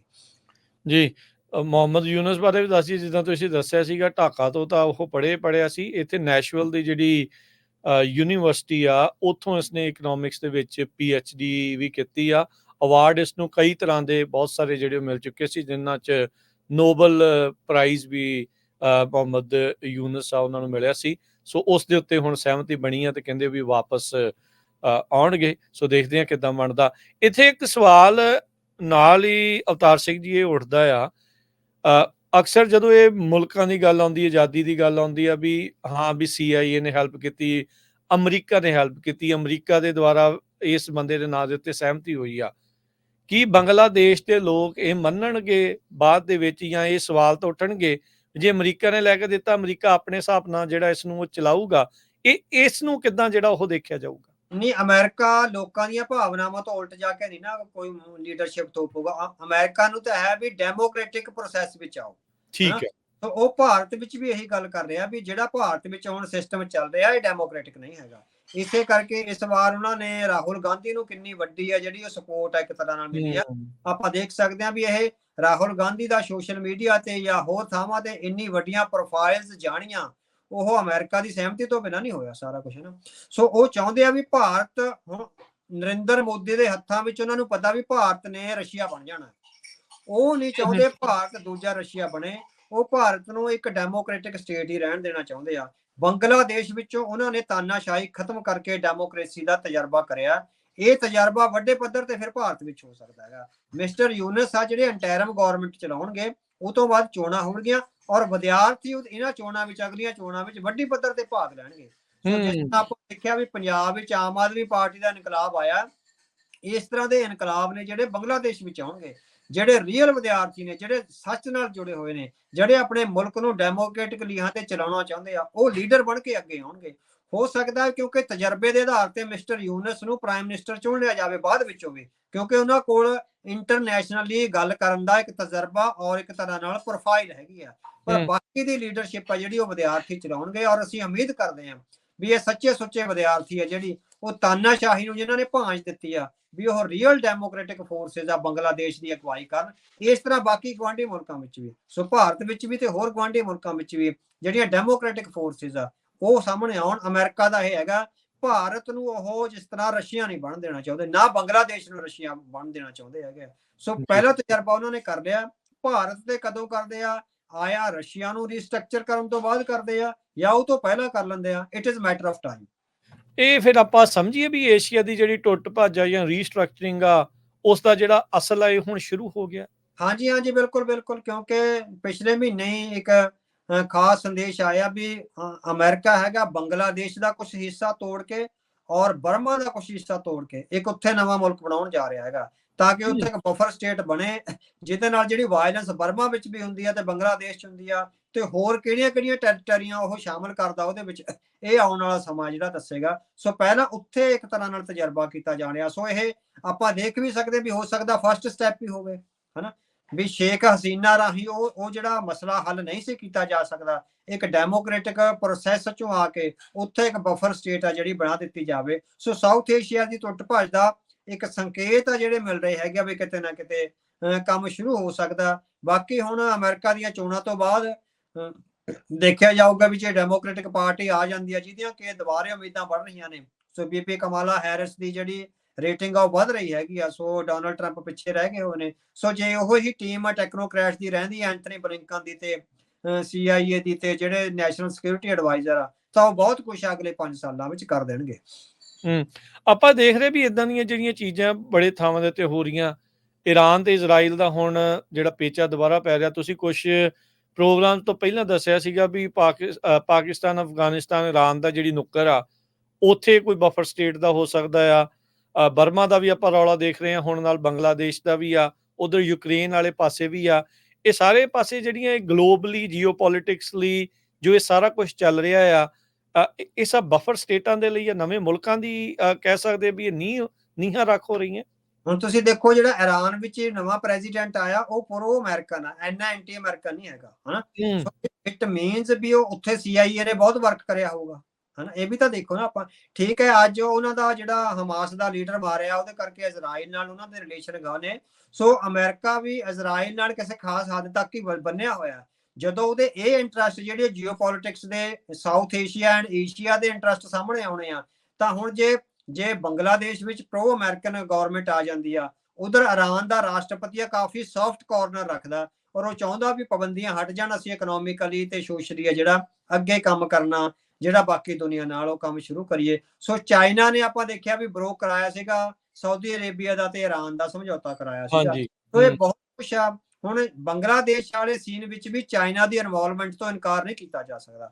It means America and China strategically South Asia ਬਾਰੇ ਰਲ ਕੇ ਚੱਲ ਰਹੇ ਨੇ। ਠੀਕ ਹੈ। ਉਹਨਾਂ ਦਾ ਇਹ ਹੋ ਸਕਦਾ ਵੀ ਇਕਨੋਮਿਕਲੀ ਉਹਨਾਂ ਦੀਆਂ ਵੱਖਰੀਆਂ ਜਿਹੜੀਆਂ ਰਾਈਵਲਰੀਜ਼ ਆ ਉਹ ਰਹਿਣਗੀਆਂ, ਪਰ ਇੰਡੀਆ ਦੇ ਮਾਮਲੇ ਵਿੱਚ ਅਮਰੀਕਾ ਤੇ ਚਾਈਨਾ, ਹੁਣ ਬੰਗਲਾਦੇਸ਼ ਵਿੱਚ ਵੀ ਚਾਈਨਾ ਤੇ ਅਮਰੀਕਾ ਨੇ ਰਲ ਕੇ ਕੰਮ ਕਰਿਆ। ਈਰਾਨ ਦਾ ਤੇ ਸਾਊਦੀ ਅਰੇਬੀਆ ਦਾ ਸਮਝੌਤਾ ਕਰਾਉਣ ਵਿੱਚ ਵੀ ਜੇ ਚਾਈਨਾ ਦਾ ਹੱਥ ਆ ਤਾਂ ਅਮਰੀਕਾ ਦੀ ਸਹਿਮਤੀ ਤੋਂ ਬਿਨਾਂ ਨਹੀਂ ਹੋਇਆ ਹੋਊਗਾ। ਉਹਨੇ ਫੈਸਿਲਿਟੇਟ ਕੀਤਾ ਹੋਊਗਾ ਵੀ ਜੇ ਸਾਡੇ ਰਾਹੀਂ ਨਹੀਂ ਹੁੰਦਾ, ਹਨਾ। ਸੋ ਅਮਰੀਕਾ ਇਸ ਗੱਲੋਂ ਕਾਫੀ ਜਿਹੜੇ ਕੋਰਡੀਅਲ ਰਿਲੇਸ਼ਨਸ ਆ ਉਹ ਰੱਖ ਕੇ ਚੱਲ ਰਿਹਾ ਹੈਗਾ। ਫਿਰ ਤੁਸੀਂ ਦੇਖੋ ਕਤਰ ਦਾ ਅਮਰੀਕਾ ਰਾਹੀਂ ਤੇ ਤਾਲਿਬਾਨਾਂ ਦਾ ਜਿਹੜਾ ਹੋਇਆ ਉਹ ਦੇਖੋ ਨਾ, ਉਹਦੇ ਵਿੱਚ ਵੀ ਚਾਈਨਾ ਇਨਡਾਇਰੈਕਟਲੀ ਕਿਤੇ ਨਾ ਕਿਤੇ ਇਨਵੋਲਵ ਹੈਗਾ ਵਾਇਆ ਕਤਰ ਚਾਈਨਾ, ਉਹ ਤਾਂ ਉਹ ਅਫਗਾਨਿਸਤਾਨ ਤੱਕ ਗਏ ਹੈਗੇ ਆ, ਹਨਾ। ਮਤਲਬ ਕਿ ਇਸ ਤਰ੍ਹਾਂ ਇਹ ਜਿਹੜੀ ਸਿਚੁਏਸ਼ਨ ਕ੍ਰੀਏਟ ਹੋ ਰਹੀ ਹੈ ਨਾ ਸਾਊਥ ਏਸ਼ੀਆ ਵਿੱਚ, ਇਹ ਬੜੀ ਕ੍ਰਿਟੀਕਲ ਆ ਔਰ ਅਗਲੇ 15-20 ਸਾਲ ਬਹੁਤ ਜ਼ਿਆਦਾ ਇੰਪੋਰਟੈਂਟ ਨੇ ਏਸ਼ੀਆ ਦੀ ਸਮੁੱਚੀ ਰਾਜਨੀਤੀ ਲਈ। ਅਮਰੀਕਾ ਸਿੱਧੇ ਰੂਪ ਦੇ ਵਿੱਚ ਭਾਰਤ ਨੂੰ ਇਸ ਪੂਰੇ ਮਾਮਲੇ ਦੇ ਜ਼ਰੀਏ, ਇਸ ਘਟਨਾਕ੍ਰਮ ਦੇ ਜ਼ਰੀਏ ਕੀ ਸੰਦੇਸ਼ ਦਿੱਤਾ? ਹਾਂਜੀ, ਅਮਰੀਕਾ ਨੇ ਇਹ ਸੰਦੇਸ਼ ਦਿੱਤਾ ਵੀ ਕਿਤਾ ਤਾਨਾਸ਼ਾਹ ਜਿਹੜਾ ਵਤੀਰਾ ਤੁਹਾਨੂੰ ਆਪਣਾ ਖਤਮ ਕਰਨਾ ਪਊਗਾ, ਜਿਸ ਕਿਸਮ ਦੇ ਰਾਹਾਂ ਤੇ ਚੱਲ ਰਹੇ ਆ, ਔਰ ਜਿਹੜਾ ਖਾਸ ਕਰਕੇ ਰਸ਼ੀਆ ਨਾਲ ਤੁਸੀਂ ਹਮਬਗਲ ਹੋ ਰਹੇ ਹੋ, ਉਹ ਅਮਰੀਕਾ ਪ੍ਰਵਾਹ ਨਹੀਂ ਕਰਦਾ। ਹਾਲ ਦੀ ਘੜੀ ਹਾਲੇ ਵੀ ਇੰਨਾ ਜ਼ਿਆਦਾ ਕਹਿਰ ਵਾਪਰਨ ਦੇ ਬਾਵਜੂਦ ਵੀ ਉਹ ਕੁਐਡ ਦੀ ਮੀਟਿੰਗ ਹੋਈ ਆ ਪਿਛਲੇ ਦਿਨੀ, ਮੇਰੇ ਖਿਆਲ ਪਿਛਲੇ ਹਫ਼ਤੇ, ਉਹਦੇ ਵਿੱਚ ਭਾਰਤ ਨੂੰ ਸੱਦਿਆ ਗਿਆ। ਹਾਲੇ ਕੁਐਡ ਵਿੱਚੋਂ ਇਹਨੂੰ ਮਾਈਨਸ ਨਹੀਂ ਕਰ ਰਹੇ, ਉਹ ਕਿਤੇ ਨਾ ਕਿਤੇ ਰੱਖ ਲਏ ਆ, ਉਹਨੂੰ ਹਾਲੇ ਵੀ ਚਾਂਸ ਦੇ ਰਹੇ ਹੈਗੇ, ਹਨਾ। ਸੋ ਵੀ ਕਿਤੇ ਨਾ ਕਿਤੇ ਜੇ ਉਹ ਚੱਲ ਜਾਵੇ, ਪਰ ਉਹ ਮੈਨੂੰ ਲੱਗਦਾ ਵੀ ਜੇ ਲੰਬੇ ਸਮੇਂ ਤੱਕ ਭਾਰਤ ਇਸ ਤਰ੍ਹਾਂ ਕਰਦਾ ਰਿਹਾ ਤਾਂ ਫਿਰ ਉਹ ਵੀ ਖਫਾ ਹੋ ਜਾਣਗੇ ਤੇ ਉਹਨਾਂ ਨੂੰ ਜਿਹੜੀਆਂ ਲਾਈਨਾਂ ਨੇ ਵਾਹੁਣੀਆਂ ਪੈਣਗੀਆਂ। ਇਹ ਭਾਰਤ ਨੂੰ ਸੰਦੇਸ਼ ਆ ਵੀ ਉਹ ਰਸ਼ੀਆ ਵੱਲ ਨਾ ਉਤਰੇ। ਹਾਲੇ ਵੀ ਜੇ ਉਹ ਅਮਰੀਕਨ ਜਿਹੜੀ ਗੇਮ ਪਲਾਨ ਆ ਉਹਦੇ ਵਿੱਚ ਆ ਜਾਂਦਾ ਹੈਗਾ, ਤਾਂ ਉਹ ਚਾਈਨਾ ਤੋਂ ਵੀ ਬਚਾਇਆ ਜਾ ਸਕਦਾ ਉਹਨੂੰ। ਚਾਈਨਾ, ਕਿਉਂਕਿ ਚਾਈਨਾ ਨਾਲ ਅਮਰੀਕਾ ਦੇ ਸੰਬੰਧ ਆਪਾਂ ਦੇਖਿਆ ਵੀ ਇੰਨੇ ਜ਼ਿਆਦਾ ਵਿਗੜੇ ਨਹੀਂ ਹੈਗੇ ਵੀ ਬੰਦੂਕਾਂ ਤਣੀਆਂ ਹੋਈਆਂ ਨੇ। ਸੋ ਡਿਪਲੋਮੈਟਿਕਲੀ ਉਹ ਭਾਰਤ ਨਾਲ, ਜੇ ਭਾਰਤ ਅਮਰੀਕਾ ਨਾਲ ਜਾਂ ਇੱਕ ਤਰ੍ਹਾਂ ਨਾਲ ਖੜ ਜਾਂਦਾ ਹੈਗਾ, ਤਾਂ ਚਾਈਨਾ ਦੇ ਨਾਲ ਵੀ ਅਮਰੀਕਾ ਉਹਦੇ ਚੰਗੇ ਰਿਲੇਸ਼ਨ ਬਣਾ ਸਕਦਾ। ਉਹਦੇ ਜਿਹੜੇ ਬਾਰਡਰ ਡਿਸਪਿਊਟਸ ਨੇ ਉਹ ਕਿਤੇ ਨਾ ਕਿਤੇ ਹੱਲ ਹੋ ਸਕਦੇ ਹੈਗੇ ਆ। ਬੀਤੇ ਦਿਨਾਂ ਦੇ ਵਿੱਚ ਚਾਈਨਾ ਦੇ ਫੋਰਨ ਮਿਨਿਸਟਰੀ ਜਾਂ ਉਹਨਾਂ ਦੇ ਅਜਿਹੇ ਇੱਕ ਸਪੋਕਸਪਰਸਨ ਦੇ ਦੁਆਰਾ ਖਾਲਿਸਤਾਨ ਨੂੰ ਲੈ ਕੇ ਵੀ ਬਿਆਨ ਜਿਹੜਾ ਉਹ ਕਾਈਂਡ ਆਫ ਹੋਇਆ ਸੀ, ਜਿਹੜਾ ਸਿੱਖਾਂ ਨੂੰ ਜਿਹੜਾ ਉਹ ਲੈ ਕੇ ਉਹਨੂੰ ਇਹ ਆਪਾਂ ਸਾਰਾ ਵਰਤਾਰਾ ਕਿੱਦਾਂ ਦੇਖੀਏ ਤੇ ਅਮਰੀਕਾ, ਕੈਨੇਡਾ, ਫਾਈਵ ਆਈਜ਼ ਵਾਲੇ ਸਾਰੇ ਜਾਣੇ ਭਾਰਤ ਦੇ ਦੁਆਲੇ ਹੋਏ ਆ ਵੀ ਤੁਸੀਂ ਕਿਸ ਤਰੀਕੇ ਦੇ ਨਾਲ ਇਹ ਸਾਰਾ ਕੁਝ ਇੱਥੇ ਕਰ ਰਹੇ ਸੀ। ਟਰਾਂਸਨੈਸ਼ਨਲ ਰਿਪਰੈਸ਼ਨ ਦਾ ਮੁੱਦਾ ਵੀ ਚੱਲ ਰਿਹਾ, ਉਧਰ ਚਾਈਨਾ ਦਾ ਵੀ ਕਿਤੇ ਕਿਤੇ ਬਿਆਨ ਆ ਜਾਂਦਾ ਆ। ਇਹਦੇ ਪੂਰੇ ਮਾਮਲੇ ਨੂੰ ਆਪਾਂ ਸਿੱਖਾਂ ਦੇ ਸੰਦਰਭ ਦੇ ਵਿੱਚ ਆਪਾਂ ਕਿੱਦਾਂ ਦੇਖੀਏ? ਹਾਂਜੀ, ਹੁਣ ਆਪਾਂ ਦੇਖ ਸਕਦੇ ਹਾਂ ਵੀ ਚਾਈਨਾ ਤੇ ਫਾਈਵ ਆਈਜ਼ ਆ ਜਿਹੜੇ ਇੱਕੋ ਵੇਵਲੈਂਥ ਤੇ ਚੱਲ ਰਹੇ ਹੈਗੇ ਆ। ਜੇ ਟਰਾਂਸਨੈਸ਼ਨਲ ਰਿਪਰੈਸ਼ਨ ਦੇ ਜਿਹੜੇ ਆਪਾਂ ਗੱਲਾਂ ਹੁਣੇ ਕਰਕੇ ਆਏ ਆ ਵੀ ਕਿਤੇ ਨਾ ਕਿਤੇ ਉਹਨਾਂ ਵਿੱਚ ਕੋਰਡੀਅਲ ਰਿਲੇਸ਼ਨ ਹੈਗੇ ਆ, ਬਿਟਰਨੈਸ ਵੀ ਹੈਗੀ ਆ ਕੁਝ ਰਿਲੇਸ਼ਨਸ ਵਿੱਚ, ਇਕਨੋਮੀ ਵਿੱਚ ਹੈਗੀ ਆ। ਹੁਣ ਤੁਸੀਂ ਦੇਖੋ ਵੀ ਜਿਹੜੀਆਂ ਇਲੈਕਟ੍ਰਿਕ ਵਹੀਕਲਸ ਆਉਂਦੇ ਹੈਗੇ ਉਹਦੇ ਤੇ 100% ਡਿਊਟੀ ਲਾ ਦਿੱਤੀ ਹੋਈ ਹੈ ਨਾ। ਸੋ ਉਹਨਾਂ ਨੇ ਆਪਣੀ ਮਾਰਕੀਟ ਵਿੱਚ ਬਚਾਉਣੀ ਆ। ਇਕਨੋਮਿਕ ਰਾਈਵਲਰੀ ਹੈਗੀ ਆ ਨਾ, ਉਹ ਇੱਕ ਤਰ੍ਹਾਂ ਨਾਲ ਚੱਲਦੀ ਹੁੰਦੀ ਆ ਹਰੇਕ ਮੁਲਕ ਵਿੱਚ, ਈਵਨ ਪਾਰਟੀਆਂ ਵਿੱਚ ਆ ਜਿਹੜੀ ਉਹ ਚੱਲਦੀ ਹੁੰਦੀ ਹੈਗੀ ਆ। ਪਰ ਕਿਸੇ ਨਾ ਕਿਸੇ ਥਾਂ ਤੇ ਜਾ ਕੇ ਇੱਕ ਸੇਮ ਵੇਵਲੈਂਥ ਤੇ ਵੀ ਉਹ ਖੜਦੇ ਹੈਗੇ। ਹਾਲਾਂਕਿ ਜਿਹੜਾ ਕੁਐਡ ਆ ਉਹ ਚਾਈਨਾ ਨੂੰ ਕਾਊਂਟਰ ਕਰਨ ਲਈ 4 ਮੁਲਕਾਂ ਨੇ ਬਣਾਇਆ ਹੋਇਆ ਹਨਾ, ਪਰ ਕਿਸੇ ਕੋਈ ਖਾਸ ਇੰਟਰਸਟ ਤੇ ਆ ਕੇ ਚਾਈਨਾ ਜਿਹੜਾ ਉਹਨਾਂ ਨਾਲ ਸੇਮ ਵੇਵਲੈਂਥ ਤੇ ਕੰਮ ਕਰਦਾ, ਚਾਹੇ ਉਹ ਇਰਾਨ ਵਾਲੇ ਮੁੱਦੇ ਤੇ ਹੋਵੇ, ਚਾਹੇ ਬੰਗਲਾਦੇਸ਼ ਵਾਲੇ ਮੁੱਦੇ ਤੇ ਹੋਵੇ ਹਨਾ, ਚਾਹੇ ਤਾਲਿਬਾਨ ਵਾਲੇ ਵਾਇਆ ਕਤਰ ਮੁੱਦੇ ਤੇ ਹੋਵੇ। ਸੋ ਇਹ ਜਿਹੜੀਆਂ ਹੈਗੀਆਂ ਵੀ ਦੋਸਤੀਆਂ ਤੇ ਦੁਸ਼ਮਣੀਆਂ ਦੇ ਇੱਕ ਵੱਡੇ ਰਿਲੇਸ਼ਨਸ ਨੇ, ਉਹਦੇ ਵਿੱਚੋਂ ਹੀ ਚਾਈਨਾ ਹੈਗਾ ਜਿਹੜੀ ਉਹ ਫਾਈਵ ਆਈਜ਼ ਵਾਲੀ ਤੇ ਜਿਹੜੇ ਡੈਮੋਕ੍ਰੈਟਿਕ ਕੰਟਰੀਜ਼ ਆ, ਜਿਹੜੀ ਲਿਬਰਲ ਡੈਮੋਕ੍ਰੇਸੀਜ਼ ਆ, ਉਹਨਾਂ ਦੀ ਆਵਾਜ਼ ਦੇ ਨਾਲ ਆਵਾਜ਼ ਰਲਾ ਕੇ ਉਹ ਸਿੱਖਾਂ ਦੇ ਮਾਮਲੇ ਵਿੱਚ ਬਿਆਨਬਾਜ਼ੀ ਕਰ ਰਿਹਾ ਹੈ। ਜੀ, ਸਿੱਖਾਂ ਨੂੰ ਕੌਮ ਦੇ ਲੀਡਰਸ ਨੂੰ ਇਹ ਸਾਰੇ ਵਰਤਾਰੇ ਚੋਂ ਉਹਨਾਂ ਨੂੰ ਕੀ ਸਿੱਖਣਾ ਚਾਹੀਦਾ? ਹਾਂਜੀ, ਸਭ ਤੋਂ ਪਹਿਲਾਂ ਤਾਂ ਇਹ ਹੈ ਕਿ ਵੀ ਕੌਮ ਨੂੰ ਇੱਕ ਚੰਗੀ, ਜਿਹੜੇ ਬਹੁਤ ਹੀ ਸੂਝਵਾਨ ਸਟੇਟਸਮੈਨ ਹੋਣ, ਉਹਨਾਂ ਸਟੇਟਸਮੈਨ ਨੂੰ ਅਮਰਜ ਕਰਨਾ ਚਾਹੀਦਾ ਹੈਗਾ। ਅਸੀਂ ਹਾਲ ਦੀ ਕੜੀ ਕਹਿ ਸਕਦੇ ਹਾਂ ਵੀ ਸਿੱਖਾਂ ਕੋਲ ਉਸ ਵੱਡੇ ਪੱਧਰ ਦੇ ਸਟੇਟਸਮੈਨ ਨਹੀਂ ਹੈਗੇ। ਸਾਡੇ ਜਿਹੜੇ ਪੋਲੀਟੀਸ਼ੀਅਨ ਵੈਸਟ ਨਾਲ ਇੰਟਰੈਕਟ ਕਰ ਰਹੇ ਆ ਉਹਨਾਂ ਵਿੱਚ ਹਾਲੇ ਵੀ ਉਹ ਵੱਡੀਆਂ ਕੁਆਲਿਟੀਆਂ ਨਹੀਂ। ਬੇਸ਼ੱਕ ਵੈਸਟ ਉਹਨਾਂ ਨਾਲ ਚੰਗਾ ਰਿਸ਼ਤਾ ਬਣਾ ਕੇ ਚੱਲ ਰਿਹਾ ਹੈਗਾ, ਪਰ ਜਿੰਨੇ ਸ਼ਾਰਪ, ਸਿਆਣੇ, ਇਮਾਨਦਾਰ ਔਰ ਇੱਕ ਤਰ੍ਹਾਂ ਨਾਲ ਪੋਲੀਟੀਕਲੀ ਸਾਊਂਡ ਸਟੇਟਸਮੈਨ ਚਾਹੀਦੇ ਆ ਸਾਡੇ ਕੋਲ, ਉਹ ਨਹੀਂ ਹੈਗੇ। ਉਹ ਲੀਡਰਸ਼ਿਪ ਤੁਹਾਨੂੰ ਅਮਰਜ ਕਰਨੀ ਪਊਗੀ। ਉਹਦੇ ਲਈ ਲੀਡਰਸ਼ਿਪ ਦੇ ਜਿਹੜੇ ਕੈਂਪ ਲਾਉਣੇ ਪੈਣਗੇ। ਲੀਡਰਸ਼ਿਪ ਨੂੰ ਅਮਰਜ ਕਰਨ ਲਈ ਜਿਹੜੀਆਂ ਵੱਖ-ਵੱਖ ਪਾਲਿਸੀਜ਼ ਆ, ਇੰਟਰਨੈਸ਼ਨਲ ਪੋਲਾਈਟੀ ਦੀਆਂ ਪਾਲਿਸੀਜ਼ ਆ, ਉਹਨਾਂ ਨੂੰ ਸਮਝਣਾ ਪਵੇਗਾ, ਉਹਨਾਂ ਦੇ ਅੰਡਰਕਰੰਟਸ ਨੂੰ ਸਮਝਣਾ ਪਵੇਗਾ, ਉਹਨਾਂ ਦੀ ਸਾਈਕੋਲੋਜੀ ਨੂੰ, ਉਹਨਾਂ ਦੀ ਫਿਜ਼ੀਓਲੋਜੀ ਨੂੰ, ਹਿਸਟਰੀਓਲੋਜੀ ਨੂੰ, ਸਾਰੇ ਕੁਝ ਨੂੰ ਸਮਝ ਕੇ ਇੱਕ ਬਹੁਤ ਹੀ ਵਧੀਆ ਘੱਟੋ ਘੱਟ 10-15 ਬੰਦਿਆਂ ਦੀ ਇੱਕ ਟੀਮ ਇਸ ਤਰ੍ਹਾਂ ਦੀ ਹੋਵੇ ਵੀ ਜਿਹੜੀ ਵਰਲਡ ਵਾਈਡ ਆ, ਜੇ ਰੈਕਗਨਾਈਜ਼ ਹੋਵੇ ਔਰ ਜਿਹੜੀ ਬਹੁਤ ਸ਼ਾਰਪ ਹੋਵੇ ਪੋਲੀਟੀਕਲੀ, ਔਰ ਜਿਹੜੀ ਗਲੋਬਲ ਪੋਲਿਟਿਕਸ ਐਂਡ ਇਕਨੋਮੀ ਦੀ ਬਹੁਤ ਮਾਹਰ ਹੋਵੇ। ਇਸ ਤਰ੍ਹਾਂ ਦੀ ਐਮਰਜੈਂਸੀ ਦੀ ਸਾਨੂੰ ਲੋੜ ਹੈਗੀ ਆ। ਸਿੱਖਾਂ ਨੂੰ ਬਹੁਤ ਹੀ ਵਧੀਆ ਲੀਡਰਸ਼ਿਪ ਅਮਰਜ ਕਰਨ ਦੀ ਇਸ ਵੇਲੇ ਵੈਕਿਊਮ ਆ। ਜਿੰਨੇ ਕੁ ਵੀ ਲੀਡਰਸ਼ਿਪ ਹੈਗੀ ਆ ਉਹ ਅਪ ਟੂ ਸਟੈਂਡਰਡ ਨਹੀਂ ਹੈਗੀ, ਜਿਸ ਕਿਸਮ ਦੇ ਚੈਲੰਜਸ ਸਿੱਖ ਹੋਣ ਦੇ ਸਾਹਮਣੇ ਆ। ਸੋ ਸਾਨੂੰ ਅਪ ਟੂ ਦੈਟ ਸਟੈਂਡਰਡ ਆਪਣੀ ਲੀਡਰਸ਼ਿਪ ਕ੍ਰੀਏਟ ਕਰਨੀ ਪਊਗੀ। ਧੰਨਵਾਦ ਅਵਤਾਰ ਸਿੰਘ ਜੀ, ਬੜੀ ਮਿਹਰਬਾਨੀ। ਇਸ ਪੂਰੇ ਨਵੇਂ ਮਾਮਲੇ ਦੇ ਉੱਤੇ ਤੁਸੀਂ ਚਾਨਣਾ ਪਾਇਆ, ਡੂੰਘਾਈ ਤੱਕ ਗਏ, ਇਸ ਦੇ ਬਾਰੇ ਸਾਡੇ ਸਰੋਤਿਆਂ, ਸਾਡੇ ਦਰਸ਼ਕਾਂ ਨੂੰ ਜਾਣਕਾਰੀ ਦਿੱਤੀਆਂ। ਮਿਲਦੇ ਹਾਂ ਅਗਲੀ ਵਾਰ। ਵਾਹਿਗੁਰੂ ਜੀ ਕਾ ਖਾਲਸਾ, ਵਾਹਿਗੁਰੂ ਜੀ ਕੀ ਫਤਿਹ।